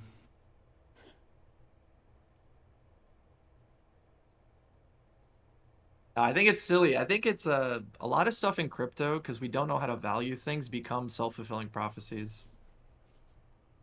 I don't think a lot of the edge that we have trading with our TA and tools is going to work as well in TradFi because they're run by actual fundamentals and profit and losses and everything like that versus just silly things like this in crypto. Still a speculative asset class at the end of the day. Yes and no. I think that TradFi, like, I don't mean like individual stocks, but like from an index standpoint, I think that shit's more or less the same level of Fugazi, right? How do you evaluate like the price of the SPX, for example, right? Like I don't look at that like any of it makes any sense to me. Maybe I'm just being dumb about it, but I feel like that's just as much of a made up Ponzi as Bitcoin. It's just like a much more successful one is the only difference. I really think. I honestly, Go ahead. no, I don't want to interrupt. Sorry, I thought you were done. I was gonna say that it's a really low IQ argument. This is a 60 IQ argument you've heard before, but it's valid, right? Every single financial instrument ever is a Ponzi, and it's just a conversation of how well designed was the Ponzi and how successful was it, right? Most things are unsuccessful Ponzi's. They come out and then they're gone short term, and then some can last, multi generations. But I don't, it really is a 60 IQ argument. There's no difference between you making a coin up and then having the SPX just become some super successful thing over the course of 100 years. Yeah. On a related note, I really don't know. I'd love to get your opinion on this. Is the Tom Lee quant stuff, are they fucking with us openly, or are they actually using Elliott waves and diagonal lines? Because I believe that they're just like, how much can we get away with? And they just think it's a whole big joke to them. No, I don't. But I maybe think they are that's- actually that retarded. No, that's valid. If you go and watch all the boomers do TA and stuff, right? Like that, they use just moving averages and Elliott waves and Fibonacci's and shit. Hey, let's not put moving averages in the conversation. No, honestly, EMAs are like one of the things where it's like it could be as dumb or as effective as you make it, basically, because there's no real difference between a moving average and a fucking VWAP, right? Essentially, it's the same exact logic, right? One's weighted by volume and one's not, but so they draw a little different, but they're the same thing. So trust me, you could make fun of literally every tool that I use in the same way. Like, you want to make fun of order flow. It's like the same kind of thing, right? For most people, order flow won't be any different than being an Elliott wave trader, right? Because you just look at the chart and you just make shit up and you go, oh, I think it's going to go up, right? And there's no like real logic behind it, Yeah. So I mean, it goes to your point, something that Magus taught me a long time ago. He's like, none of this shit matters, levels or memes. If one fucking Giga Chat out there wants to buy a yard of a coin, it's going to go up. End of story, right? And you see that playing out so often in charts. And it's probably why certain charts respect certain systems more than others. Because I use a lot of tools, I'm pretty discretionary in what I use. Some charts I see do not respect EMAs, and they're just like VWAP goated. And other charts are the exact opposite. And it probably comes down to the traders with money that are trading those coins are using one system over the other.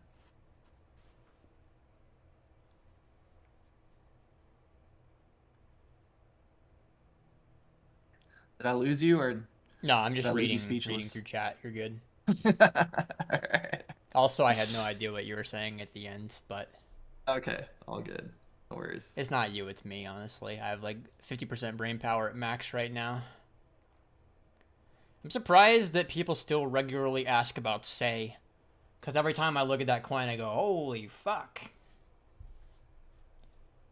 Yeah. I think any coin, guys, you can do this real quick on your own charts. looks Any terrible. coin that did this. This is What the fuck? Let me find it. Oh my god, it's just doodles from streams, I guess. This is Bitcoin at 60K. This is Bitcoin at 100K. This is Bitcoin at 120K. Any coin that's doing this, I don't think should be on your watch list. Yeah, great. I mean, Yeah. I've been saying that kind of lesson for years and years and years now, and it does give me some hope that like trading will always be doable for me because people don't learn the lessons. But if you're, you know, the extension of how I take this lesson, Doc, is go over to your axis and invert the chart, and you say good coin. This is a bad coin you see now, and he inverts it, good coin, right? And I know it's ugly, but technically that's still a good coin, right? That would be a monster uptrend if you saw this, basically, right? Where you would be like, holy fuck, I want to buy a dip on that, right?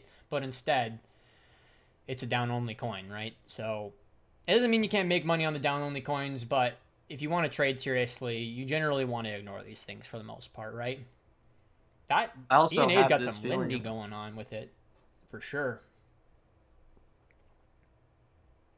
Which one, Ina? Yeah, I said he's got some Lindy going on with it. The fact that it made that kind of equal high and it looks like maybe it's setting up for another local trend.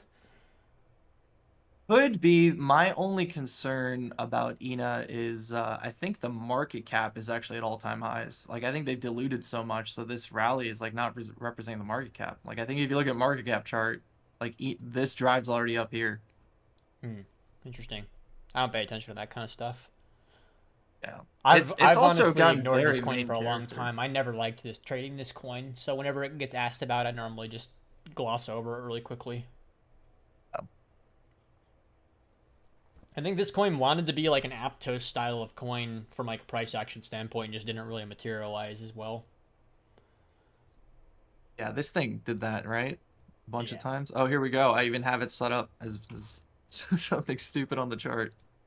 Fourth drive coming, boys. We'll just adjust this.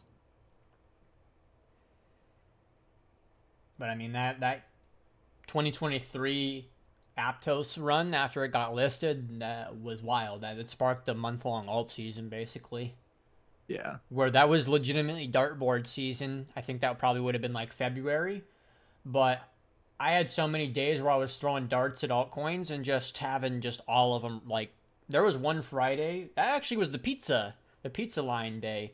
I remember it was like Gala, Avalanche, and like 3 other coins, and they all did like 20 or 30% moves in one day for me. It was stupid. But Aptos literally made that run possible by running up so much.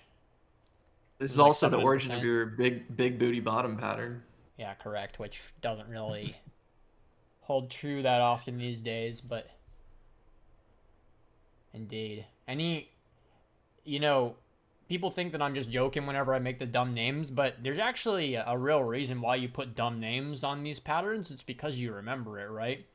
If I do my Chad and bad asset lesson that I've been doing recently, and I say good and bad assets, nobody's gonna fucking remember that. But when I say Chad and bad, it's like, oh, it rhymed. I'm gonna remember that now. So there's actually a real reason to have stupid names on things. By that argument, Farcoin Pepe should be off the watch list. I think so, dude. Like my watch list keeps getting smaller and smaller and smaller. Memes have had like no life.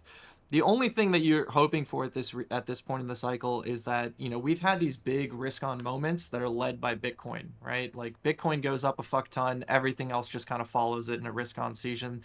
If ETHBTC is leading the market right now, we all know ETH is at giga resistance or at this 4K level that it's been at for 6 years. If ETH goes into price discovery and puts in a massive leg like this, the whole market's probably going to follow, right? So short term, everything looks bad in my opinion, but like in a medium term or over the next quarter, I think everything goes risk on, but you can definitely filter your assets for being like, these ones look stronger, they will pump better, or they'll have better structure, like your hyper liquids and stuff like that are in the market. But there's not many. Like if you go across the market, how many coins actually look decent, right? Maybe Link. I don't really know. Like if you want to put Athena in that conversation, I'm not following a bunch of alts. I actually plan on doing this tomorrow in the Paragon stream. I want to sit down with the group and iron out some altcoin trade plans, because my entire year of 2025 has been defined by just trading Bitcoin. That's like literally all I've done this year.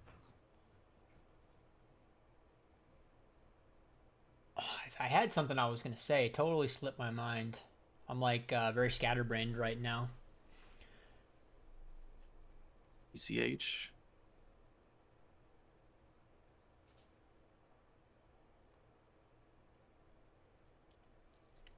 All right, gonna go back to the chat. I do see a lot of nice things in the chat about the stream, so we do appreciate that, guys. Thank you very much. Am I doing this right, chat?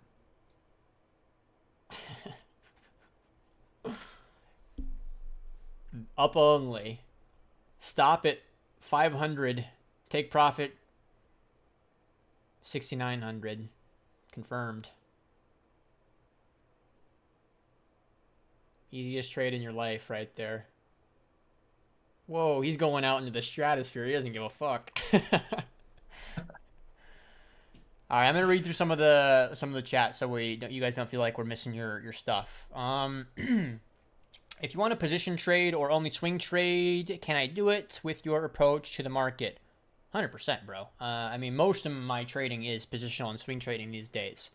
I'd be lying to you guys if I said I was making most of my money from scalping perps and shit, right? That's just not the reality. To be honest, that has a lot to do with motivation to scalp, right, and risk-adjusted returns. But that's actually what I wanted to say earlier. Crazy how the brain works. Hold on, I'm going to come back to that question, but I want to talk about that. So when we were talking about that altcoin conversation earlier, and Doc is talking about how you want to favor the strength coins, right? Because when the market's good, the coins that are strong will go up, right? I want to make this argument for you guys. Most of the time, Bitcoin is going to be sideways slash doing whatever, right? And there's not a whole lot of juice in the market, right? During those days when Bitcoin's not really doing much, most of your alts are not going to have a whole lot of life in them, right? The 99% of alts are going to go down or sideways during those periods. When Bitcoin goes up, though, you're going to look at your shitcoin. Let's pick a random coin like Aptos, for example. It's probably considered a bad coin, right? It's not relatively strong or anything. When Bitcoin goes up a whole bunch, Aptos is going to go up more than your good coin, right? Let's say Solana was the strong coin or ETH. Whenever you go into that risk wave, Aptos is going to go up a whole lot more. But it is going to happen in that short window after having watched Aptos draw down 50%. So it goes up 50% after drawing down 50%, if that makes sense without the drawings, right? So the reason why we always push you guys in the direction of strong coins is, no, in the risk window, they won't be the thing that goes up 300% in a month, right? Or 300% in a day, right? But it will do that slowly. And if you're allocated to it, you're not going to these massive kind of drawdown stages where you're sitting in a spot coin that's just bleeding out forever. So I don't think that was really a lesson that I really explained properly and you're going to really appreciate it, but maybe two of the dudes in the chat heard what I was saying, right? It's not always about like what can go up the most in a short period of time. It's like what is going to be stable and not make it so, holy fuck, it's a Saturday and I'm shitting my pants because my random altcoin just went down 20%, right? Like you don't want to have to live your life like that. And if you learn to target coins that are good coins like Hype, for example, you don't have to just sit there and be scared all the time about what's going to happen next. So I'll digress from that. Let me go over to this question though. Can you, I mean, I'm not speaking to Doc's style because it is different than mine, but can you use my style to swing in positional trade? Like 100% you can. I think that's definitely one of my strengths these days. It's what I lean into a lot. And I'll just go ahead and answer for Doc as well. You obviously can do his stuff as well. We have a lot of similarities, but some key differences here and there. I think go ahead. I was going to say to you, one of the things that I want to work on probably from here on out or maybe whenever is hedging out the spot. That's something that you do very, very well. Not a lot of people talk about that on CT, but I feel like you hedge out your spot perfectly almost every time we go risk on. And that gives you a lot of freedom during those moments to just not be stressed about what Bitcoin's doing and keep your brain, like all those brain waves focused on what else the opportunities in the market are, because you're not worrying about those core holdings, being up and down 5% and 10% and whatever. That's something I haven't done that well because what I do is I just take profits on those bags. If I'm concerned, I just take profits on them. But that also leads you to focusing on them a lot and being do I need to buy this back? What do I need to do with this? Yada, yada. So if I still believe on something, if I had, I haven't been that allocated to Bitcoin this cycle, but if I was, I would be thinking about that too. Oh, I think Bitcoin's still going to go up this cycle. There's no reason for me to sell this, incur, taxable event and all that kind of stuff. Just hedge it out. Something I want to add to my game going forward. Yeah, so I want to, devil's advocate, grass is always greener kind of thing, right? When you do that stuff successfully, it's you just, you're God, right? It's just like, holy fuck, like I just played the market like a fiddle, But it's not always easy, right? Like there's just, as time has gone on, using derivatives to hedge my like port and stuff, it's gotten harder this year for sure. Like this is the first year ever where hedging has been not wildly successful for me. If you look back at like some of my big plays in the past, right? Like, like 2024, I'll just pull that up really quickly, right? I'm not doing any of this to fucking, collect cloud or anything. I'm trying to do this educationally, right? But when we look at the summertime range that happened last year, I hedged up here at like 71 or something like that. And then I watched all of CT just have to shit their pants for all this time. And I just had that comfort of like, okay, if the cycle's over, I've already hedged pretty close to the all-time high. So if it is over, it's not ideal, but I'm not going to get clobbered with everyone else. And my plan was first to trade up higher anyways, and you can just close out the hedge eventually, right? And then go back to being risk on, which I did right in here somewhere. So I try not to advocate for that stuff too much. Like I'm totally down to work with you on it. I try not to advocate for it on streams and in the group as much because it's just so fucking difficult to pull off. Realistically, yeah, I just like those are like some of my best trades in my career. I've been doing some of that shit. So I just wanted to throw that out there that like it is easier said than done. And like this year has made me think like I've been literally thinking like maybe I should go to doc style. Like it's funny that you're thinking you want to do mine when I've been thinking like maybe I want to just not do this at all. It's because when it works out, it's like it works out so well, right? Like even this year, when the 75K bottom came, right? I had hedged it like I don't remember, like somewhere in the hundreds. Maybe it was like 105. I don't really remember. So when everyone else is shitting their pants during the tariff news, I'm in a place of comfort. So that's the pro, right? When you do it successfully, it's just so comforting, right? There's just like the fear that everyone else has experienced. Just I have none of that, right? It makes your decision making better. It's just better and you're making money, blah, blah, blah, right? When things go poorly, though, it's very easy to chop yourself up and end up making less money in the long run, right? You could be over here opening and closing hedges all the time, and then Bitcoin goes up and you're hedged for it, just throwing devil's advocate kind of arguments, right? Grass is always greener with these kind of things. Having said all that, I mean, I'm not really worried about you figuring it out, but I'm cautious about like when somebody's on their first year trading, I don't want to advocate for you guys going out there trying to use derivatives to hedge your stack. Like, if you're confident in Bitcoin going higher, just eat the drawdown when Bitcoin goes down and just don't be a bitch about it, right? Because you're probably going to shoot yourself in the foot trying to do that, guys. So I'll digress from that.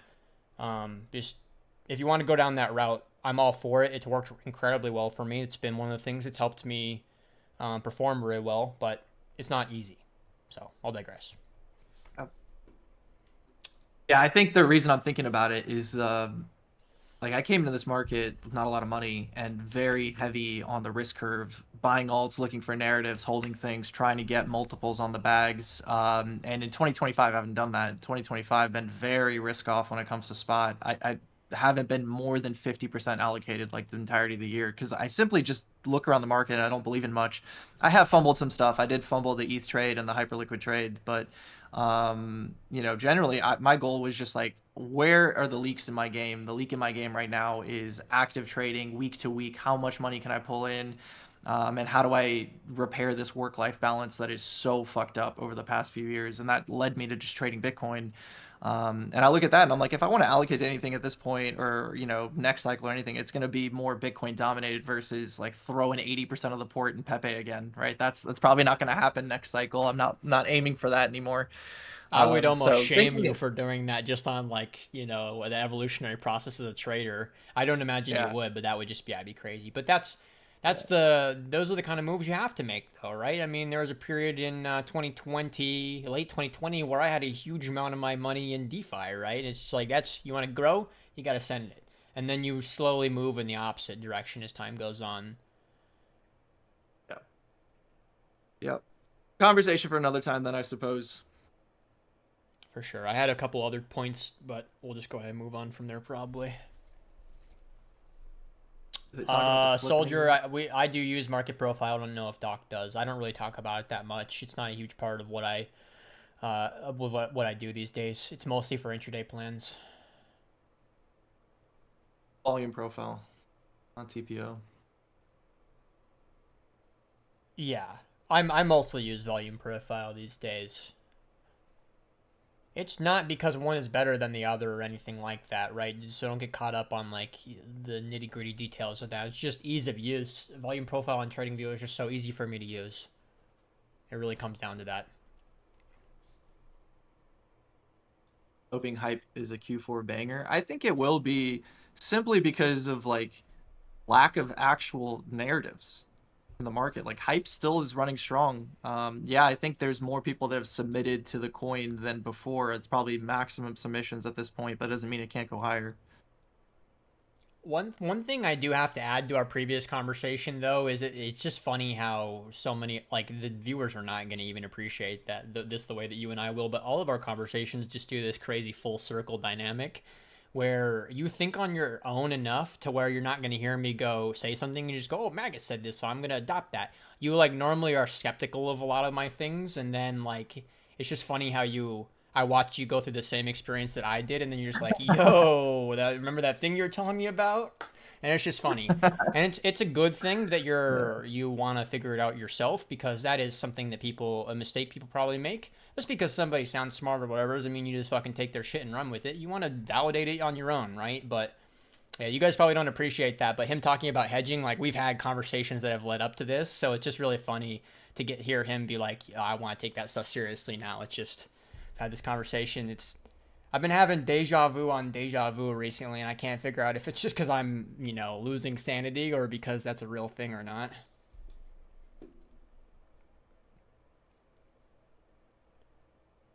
All right, guys, we're probably going to wrap up the stream here in the not so distant future because we are approaching the 2 hour mark here. So any important questions, topics, etc., by all means, hit us.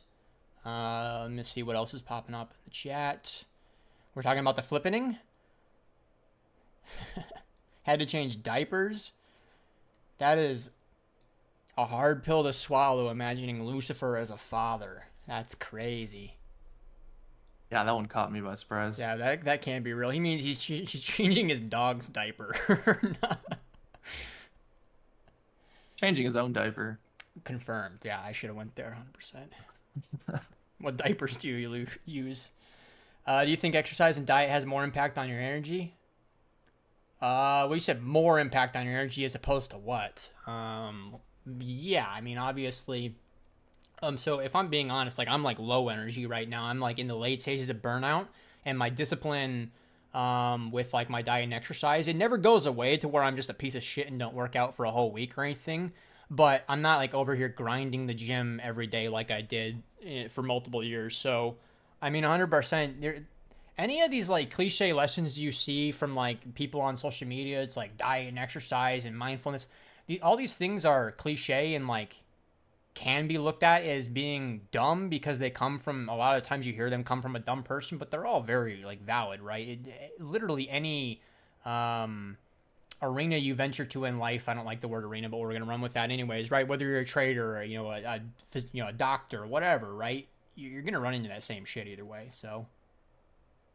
And I present the opposite side of the coin there. I Yeah. think the worst my health, diet, sleep, etc. has been these trading years, and I did pretty well during them. Does not mean it's sustainable long term, which is like why I've shifted a lot of the focus in 2025. But yeah, I mean, sleep, diet, exercise, like non-existent for me for a couple years. Well, that's the I did pretty well. natural, that's just like the essential trade-off, right? If you got to move fast and you got to give up those other things. But if you start to balance those things out, right, you'll see the diet and exercise and stuff start to translate over to you performing better and stuff. But it's a trade-off, right? You got to give up.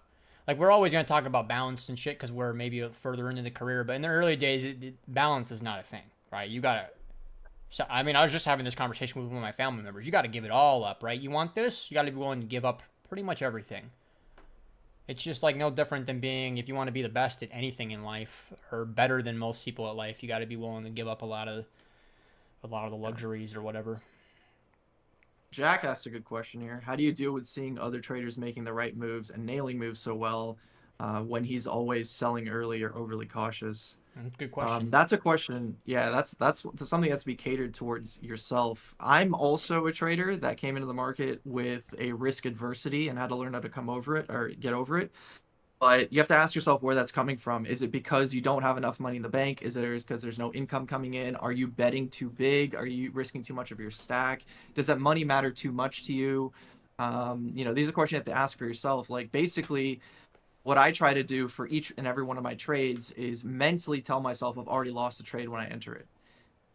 And I ask myself, how much am I willing to lose? Am I not going to lose sleep over this? That's how I kind of deal with my stuff when entering a trade. I've already kind of accepted the loss. Like, I think of it as like, if you're going out on the weekend and you're like, I'm going to buy, you can go to the movies and go to the bar and spend money on dinner and go on a date night and everything like that. That's like $200, $300, $400 gone. If I'm betting that on a trade, like, do I care? Like, I'm not leaving the weekend and being like, oh my God, I shouldn't have spent that money.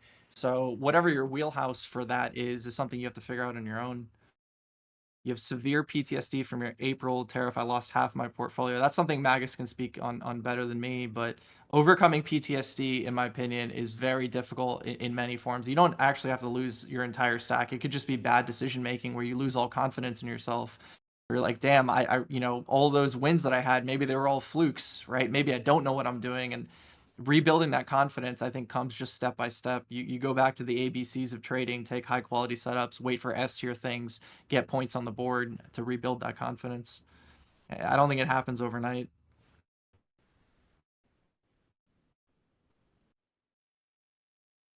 I'll give it over to you, man, if you have any thoughts on that. All right, sorry, I had to AFK for a second. Okay, no worries. I've been drinking too much water during the stream. But yeah, if you I don't know what I missed. If you were just covering Jack's question or not. Yeah, I was just covering his question. He was saying also he has severe PTSD from the April tariff where he lost his stack, and I was just mentioning, like confidence takes a minute to rebuild. Even if you're just on a losing streak, all right, it doesn't have to be a massive loss. It could just be a losing streak where you start questioning everything. You're like, oh my God, is the system broken? Am I stupid? Were all my wins just luck and I didn't know what I was doing? And my advice was, go back to ABCs. Don't take every trade under the sun. Stick to high quality S tier setups, get points on the board to rebuild that confidence. Because I think in sports too, right? If you go on a losing streak in sports, like I've seen a lot of great players just lose confidence in themselves and just never be the same again. But you got to just go. I think the it's easiest like the thing idea is when go you're a back to fighter and go you back get to knocked out ABCs. for the first time, you're gonna be scared of getting knocked out forever. Yeah, yeah. I don't I have mean, I had anything problems super with my original tennis game to with that. add. Sorry, go ahead. No, I was gonna say I had problems when I was playing tennis with that kind of stuff where like my serve would just break down and it would just I would be in my own head about it and I would be like, oh, the only solution here is to change the form and do this thing differently and all this kind and you're just in your head and you're in this, tilt spiral of you don't know what to do, but just got to remember you did it well before and it's normal variation in performance or in trading or anything like that. You're going to go on your losing streaks, you're going to get hit in the mouth, you're going to get knocked out, and try your best to stick with the simple stuff and rebuild that confidence. Yeah, so I don't have anything. Also, probably Go ahead. no. Last thing, I'll let you You're go. good, you're Just- I'm sorry. Last thing is like don't put that mental deadline pressure in your head. I think a lot of people are dealing with that right now. Like, oh, cycle's coming to the end. I have to make it before it's over. Is the top already in? And just don't worry about that, man. Like, if you build good habits and a good skill set, that's going to transcend the cycle. You're not going to your goal in this market as a trader is to just not care about a cycle or risk on or risk off and just focus on your skill set because that'll last you forever. Even if crypto dies, you can trade something else. Yeah, so my thing to say with this, guys, is that social media is decimating your fucking expectations, you see all this shit on social media and you think that is reality, that is what your goals should be. Guy posts, I just made $182,000 today, you guys are a bunch of poor idiots, right? And you think, wow, I didn't even make 1/5 of that today, and it's like, it's just so bad for you, right? So you got to take a step back and know that none of that shit matters. I know it's easier said than done, but you really need to try to frame this stuff a bit of you against you. Are you doing better than you did last month? Are you doing better than you did last year? And as long as the answer to those questions is yes, you're moving in the direction forward, that's all that matters. Some people are gonna hit their stride early on, and they're going to peak out earlier. Some people are going to hit their stride later, and they're going to peak out later, right? It's just, this is how things go. So some people might jump into the markets and just be the best really quickly, but you, in over a career of 10 years, you might crush that guy, right? Where his first year, he goes on the hard Dunning-Kruger, he's the man, and he wins a lot, and then what does that guy do over the next 10 years, right? So take a step back and always fucking broaden your horizons and realize what happens in the next 30 minutes doesn't, define your life. The other thing I wanted to say is just showing these two Bitcoin drawdown stages. So you have PTSD from when the tariffs put you into drawdown, right?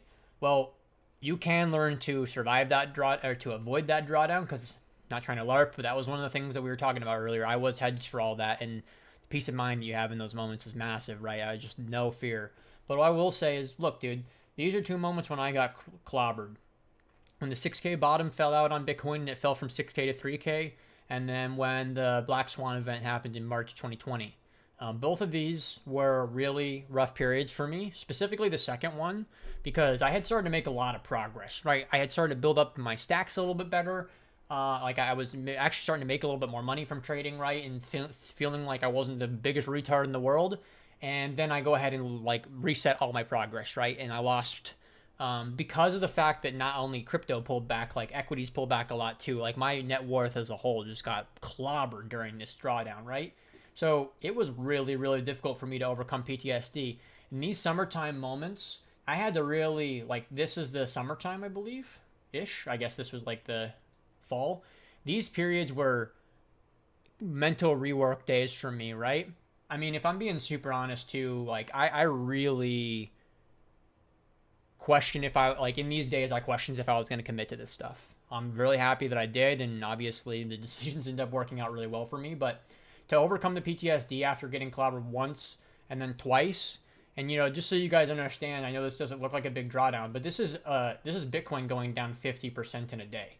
That's what this is right here. This is one day, and it goes down over 50%, right? So there you go. TLDR, what I'm trying to say is I can't give you the fucking answer of how you're going to figure out how to bet again after you lose. You have to ask yourself if you want to do this. If you want to do this, you got to figure out how to bet again.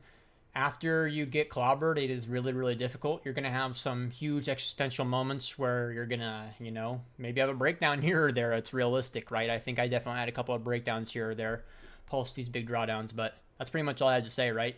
Try to take a step back from the social media side of things, because for many of you guys, that's cooking you.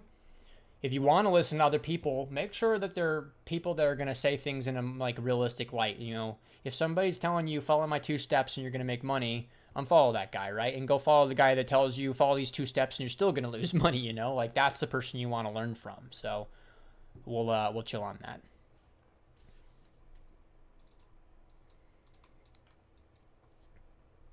Can you exemplify how you can use your strategy to make a position or a long-term swing trade?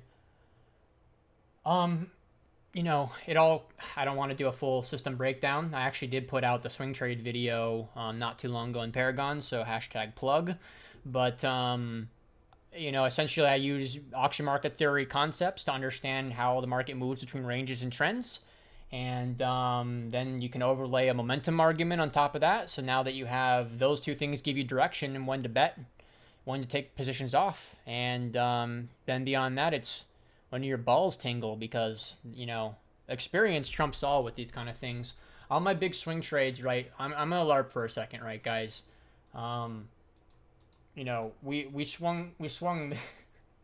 This is so fucking lame for me to do, but we're going to do it anyways. I swung from here to here. And then I swung from here to here. This is so lame to have. I've never done this before, but it's facts.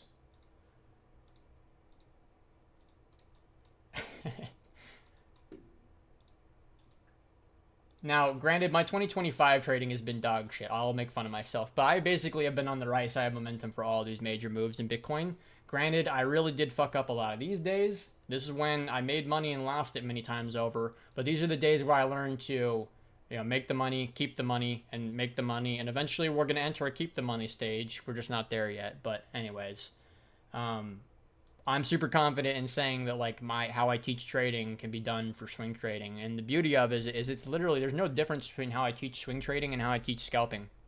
They're basically the same dynamic or the same setups. The only distinction is that your parameters are a lot looser with swing trades. But anyways, that was probably the lamest thing I've ever done on stream, is LARP like that. But you asked. It's all your fault. But yeah, we'll probably wrap up the stream there. So if you guys have any like last second questions or whatever, ask us now. That's crazy. The discount code is still alive. Charlie's probably gritting his teeth right now seeing that.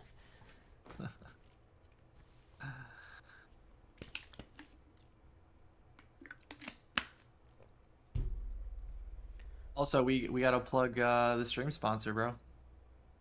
Oh yeah, shout out to Coinbase. No, it is actually cool. Like, we haven't done a duo stream, and Doc and I are both sponsored by Coinbase now, so that's a huge W for both of us for sure.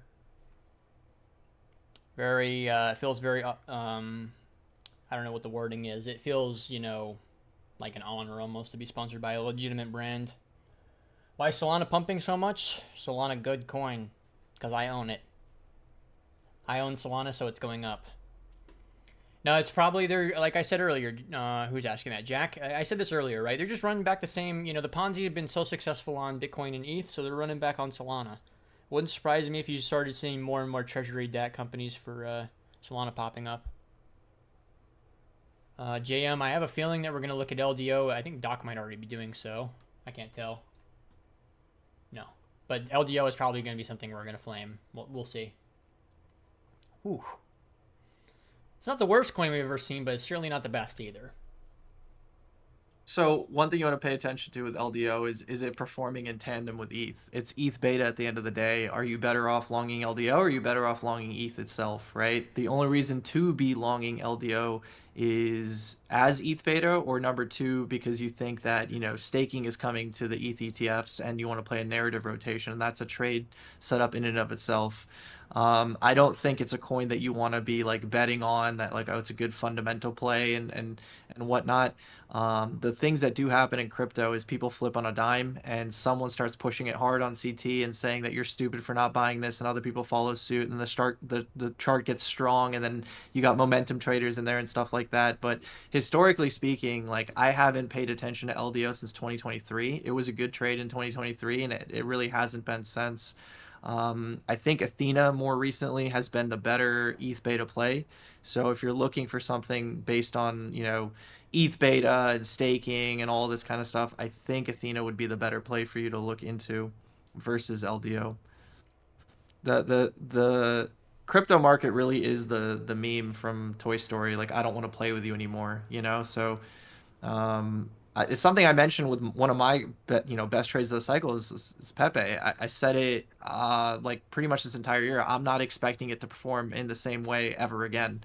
And even if the market goes risk on, I think it could set up a lower high. I said the same thing about Solana. I think, Magus, we both agree on the Solana take there. Like, it set out what it needed to do, and I don't think people are going to get that hyped above these coins again. You could put LDO into that basket. It had its moment in the sun in 2023.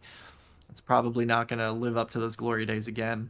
I want to say, though, that I would say Solana is definitely destined to outperform against LDO in a comparison standpoint. Like, Solana is still, it's not like it's a good play per se, but you'll buy it and it will go up, right? Like, LDO you buy and it's probably not really going to go up for you. Like, I don't see a world where that's a performer. I also am biased because I don't like LDO from trading in 2023. That coin blue balled me a couple of times. So, fuck that coin. There's nothing wrong with that too, guys. If you have a bad experience trading a coin, you want to say, fuck it, I'm not going to trade this coin anymore, do it. I'm all for that. I think other people would say that's dumb. Don't be, like, there's some nuance to that. It's not like, oh, I'm not going to trade Ripple because it's all the normie idiots. Like, I actually want to trade Ripple because of the normie idiots. But the way that, like, certain coins like LDO and Atom, for example, there's a couple of coins out there where the way they move, I just don't like trading them. So I just refuse. All right, I think we got one final good topic to cover. So we are asked, why don't you guys ever talk about short setups? So pretty straightforward for me. It doesn't really benefit me to short. If I take every trade I've ever taken in my life and, put them all together into one aggregated book of stats, it will tell you that, or it'll tell me that I should be long biased. A lot of that has to do with the fact that we trade crypto and that this has been an exploding, market over the past several years, right? So being long biased has been really profitable, right? Or it had been advantageous, I should say. So I have a platitude that I have taught for a long time that is I'm bullish or bull to thrive and bear to survive.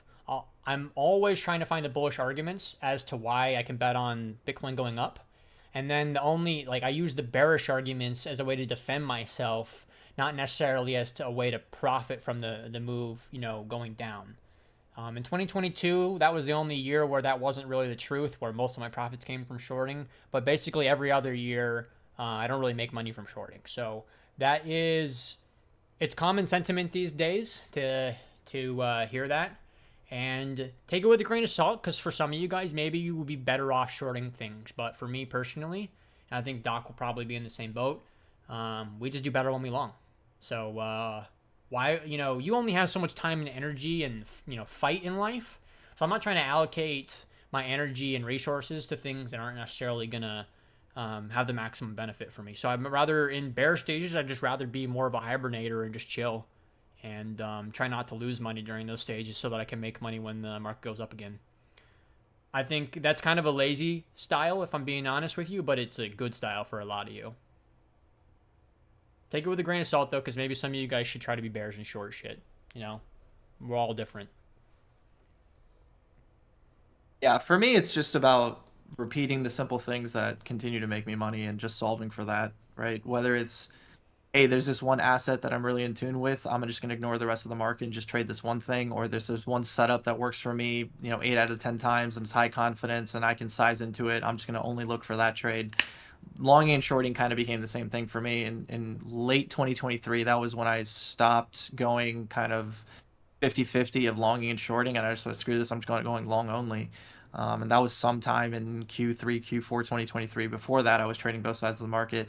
I do think that I'm going to bring that back, but when I really believe the market's cooked and Bitcoin's turbo topped and it's in a fresh downtrend, there's no real reason to hedge it or anything like that, Yeah, I think that then if the market is catering to a high time frame downtrend, you would shift your entire strategy to shorting. But I just don't think we've been there in a long time. If that happens, it'll be like 2022 again, where I'll be really lightweight on my overall holdings. Like I had no problem selling all my Bitcoin over 60K, right?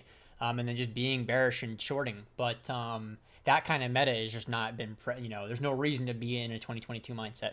One more thing I want to add to that too, though, is that with what I'm saying, that's mostly applicable to high time frame. For lower time frames, so right, if we're intraday trading, so if we're day trading or we're scalping, what I just said is not valid. You should have an equal weighting on longs and shorts for short time frame, right? This is a long time frame. Like if we're talking like multi-month time frame, generally speaking, being bullish is almost always better in crypto than being bearish. So, I actually take a lot of shorts. If I'm intraday trading, for example, a long or a short means nothing to me. It's just a setup, right? I'm not thinking about if it's a long or a short.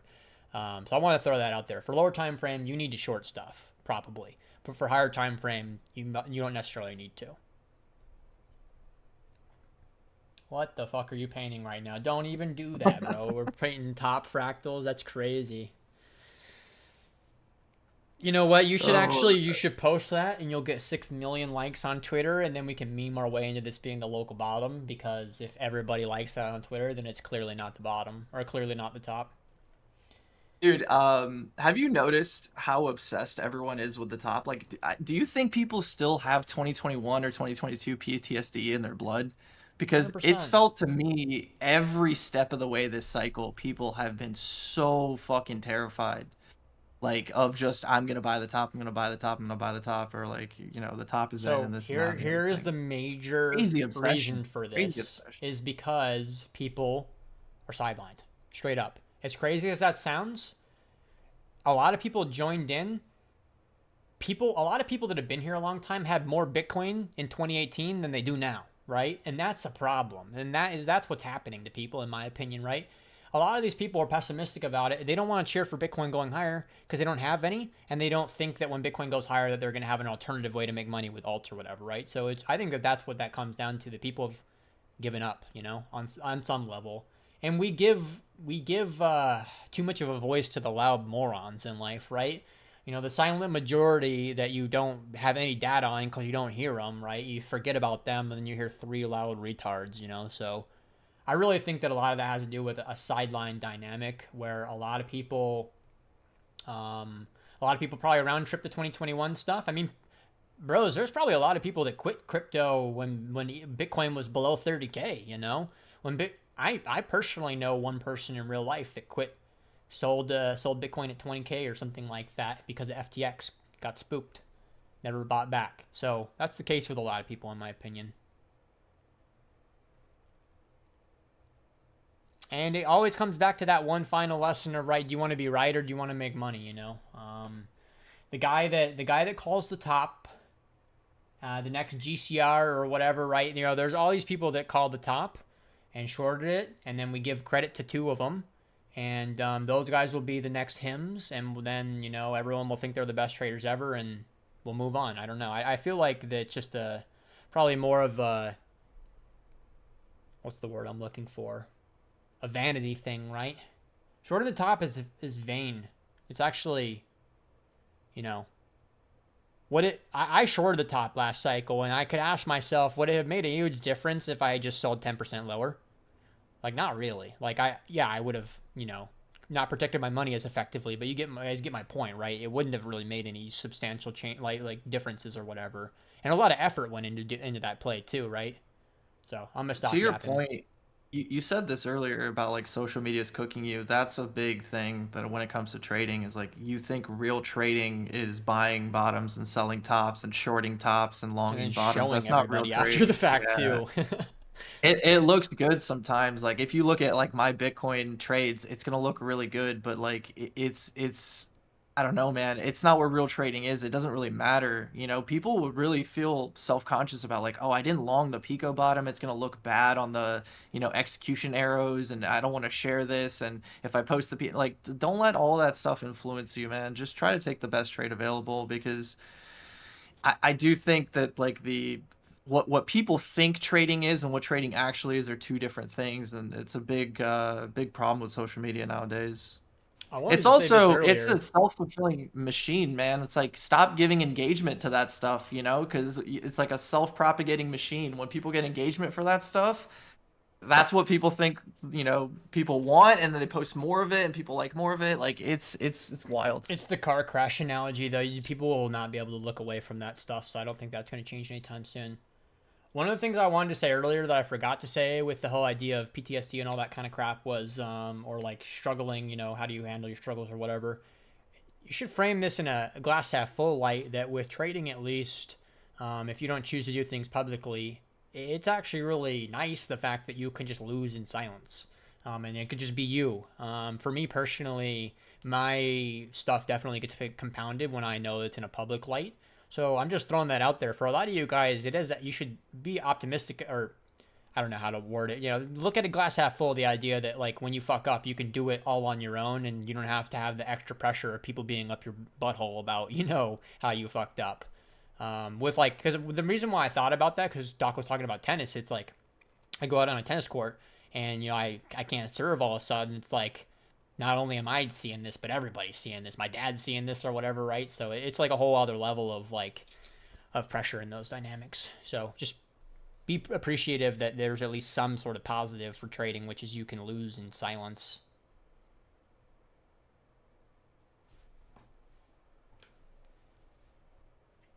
Should we wrap up the stream there?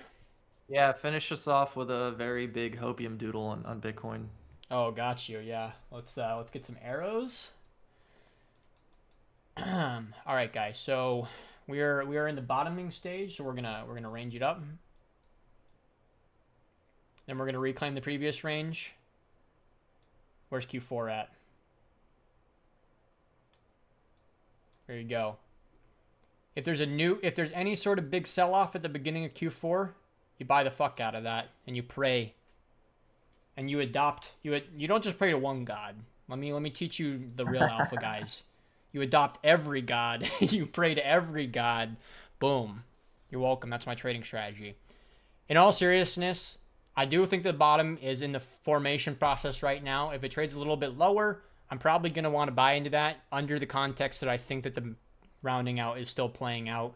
That's obviously, you know, subject to change, but I feel good about things.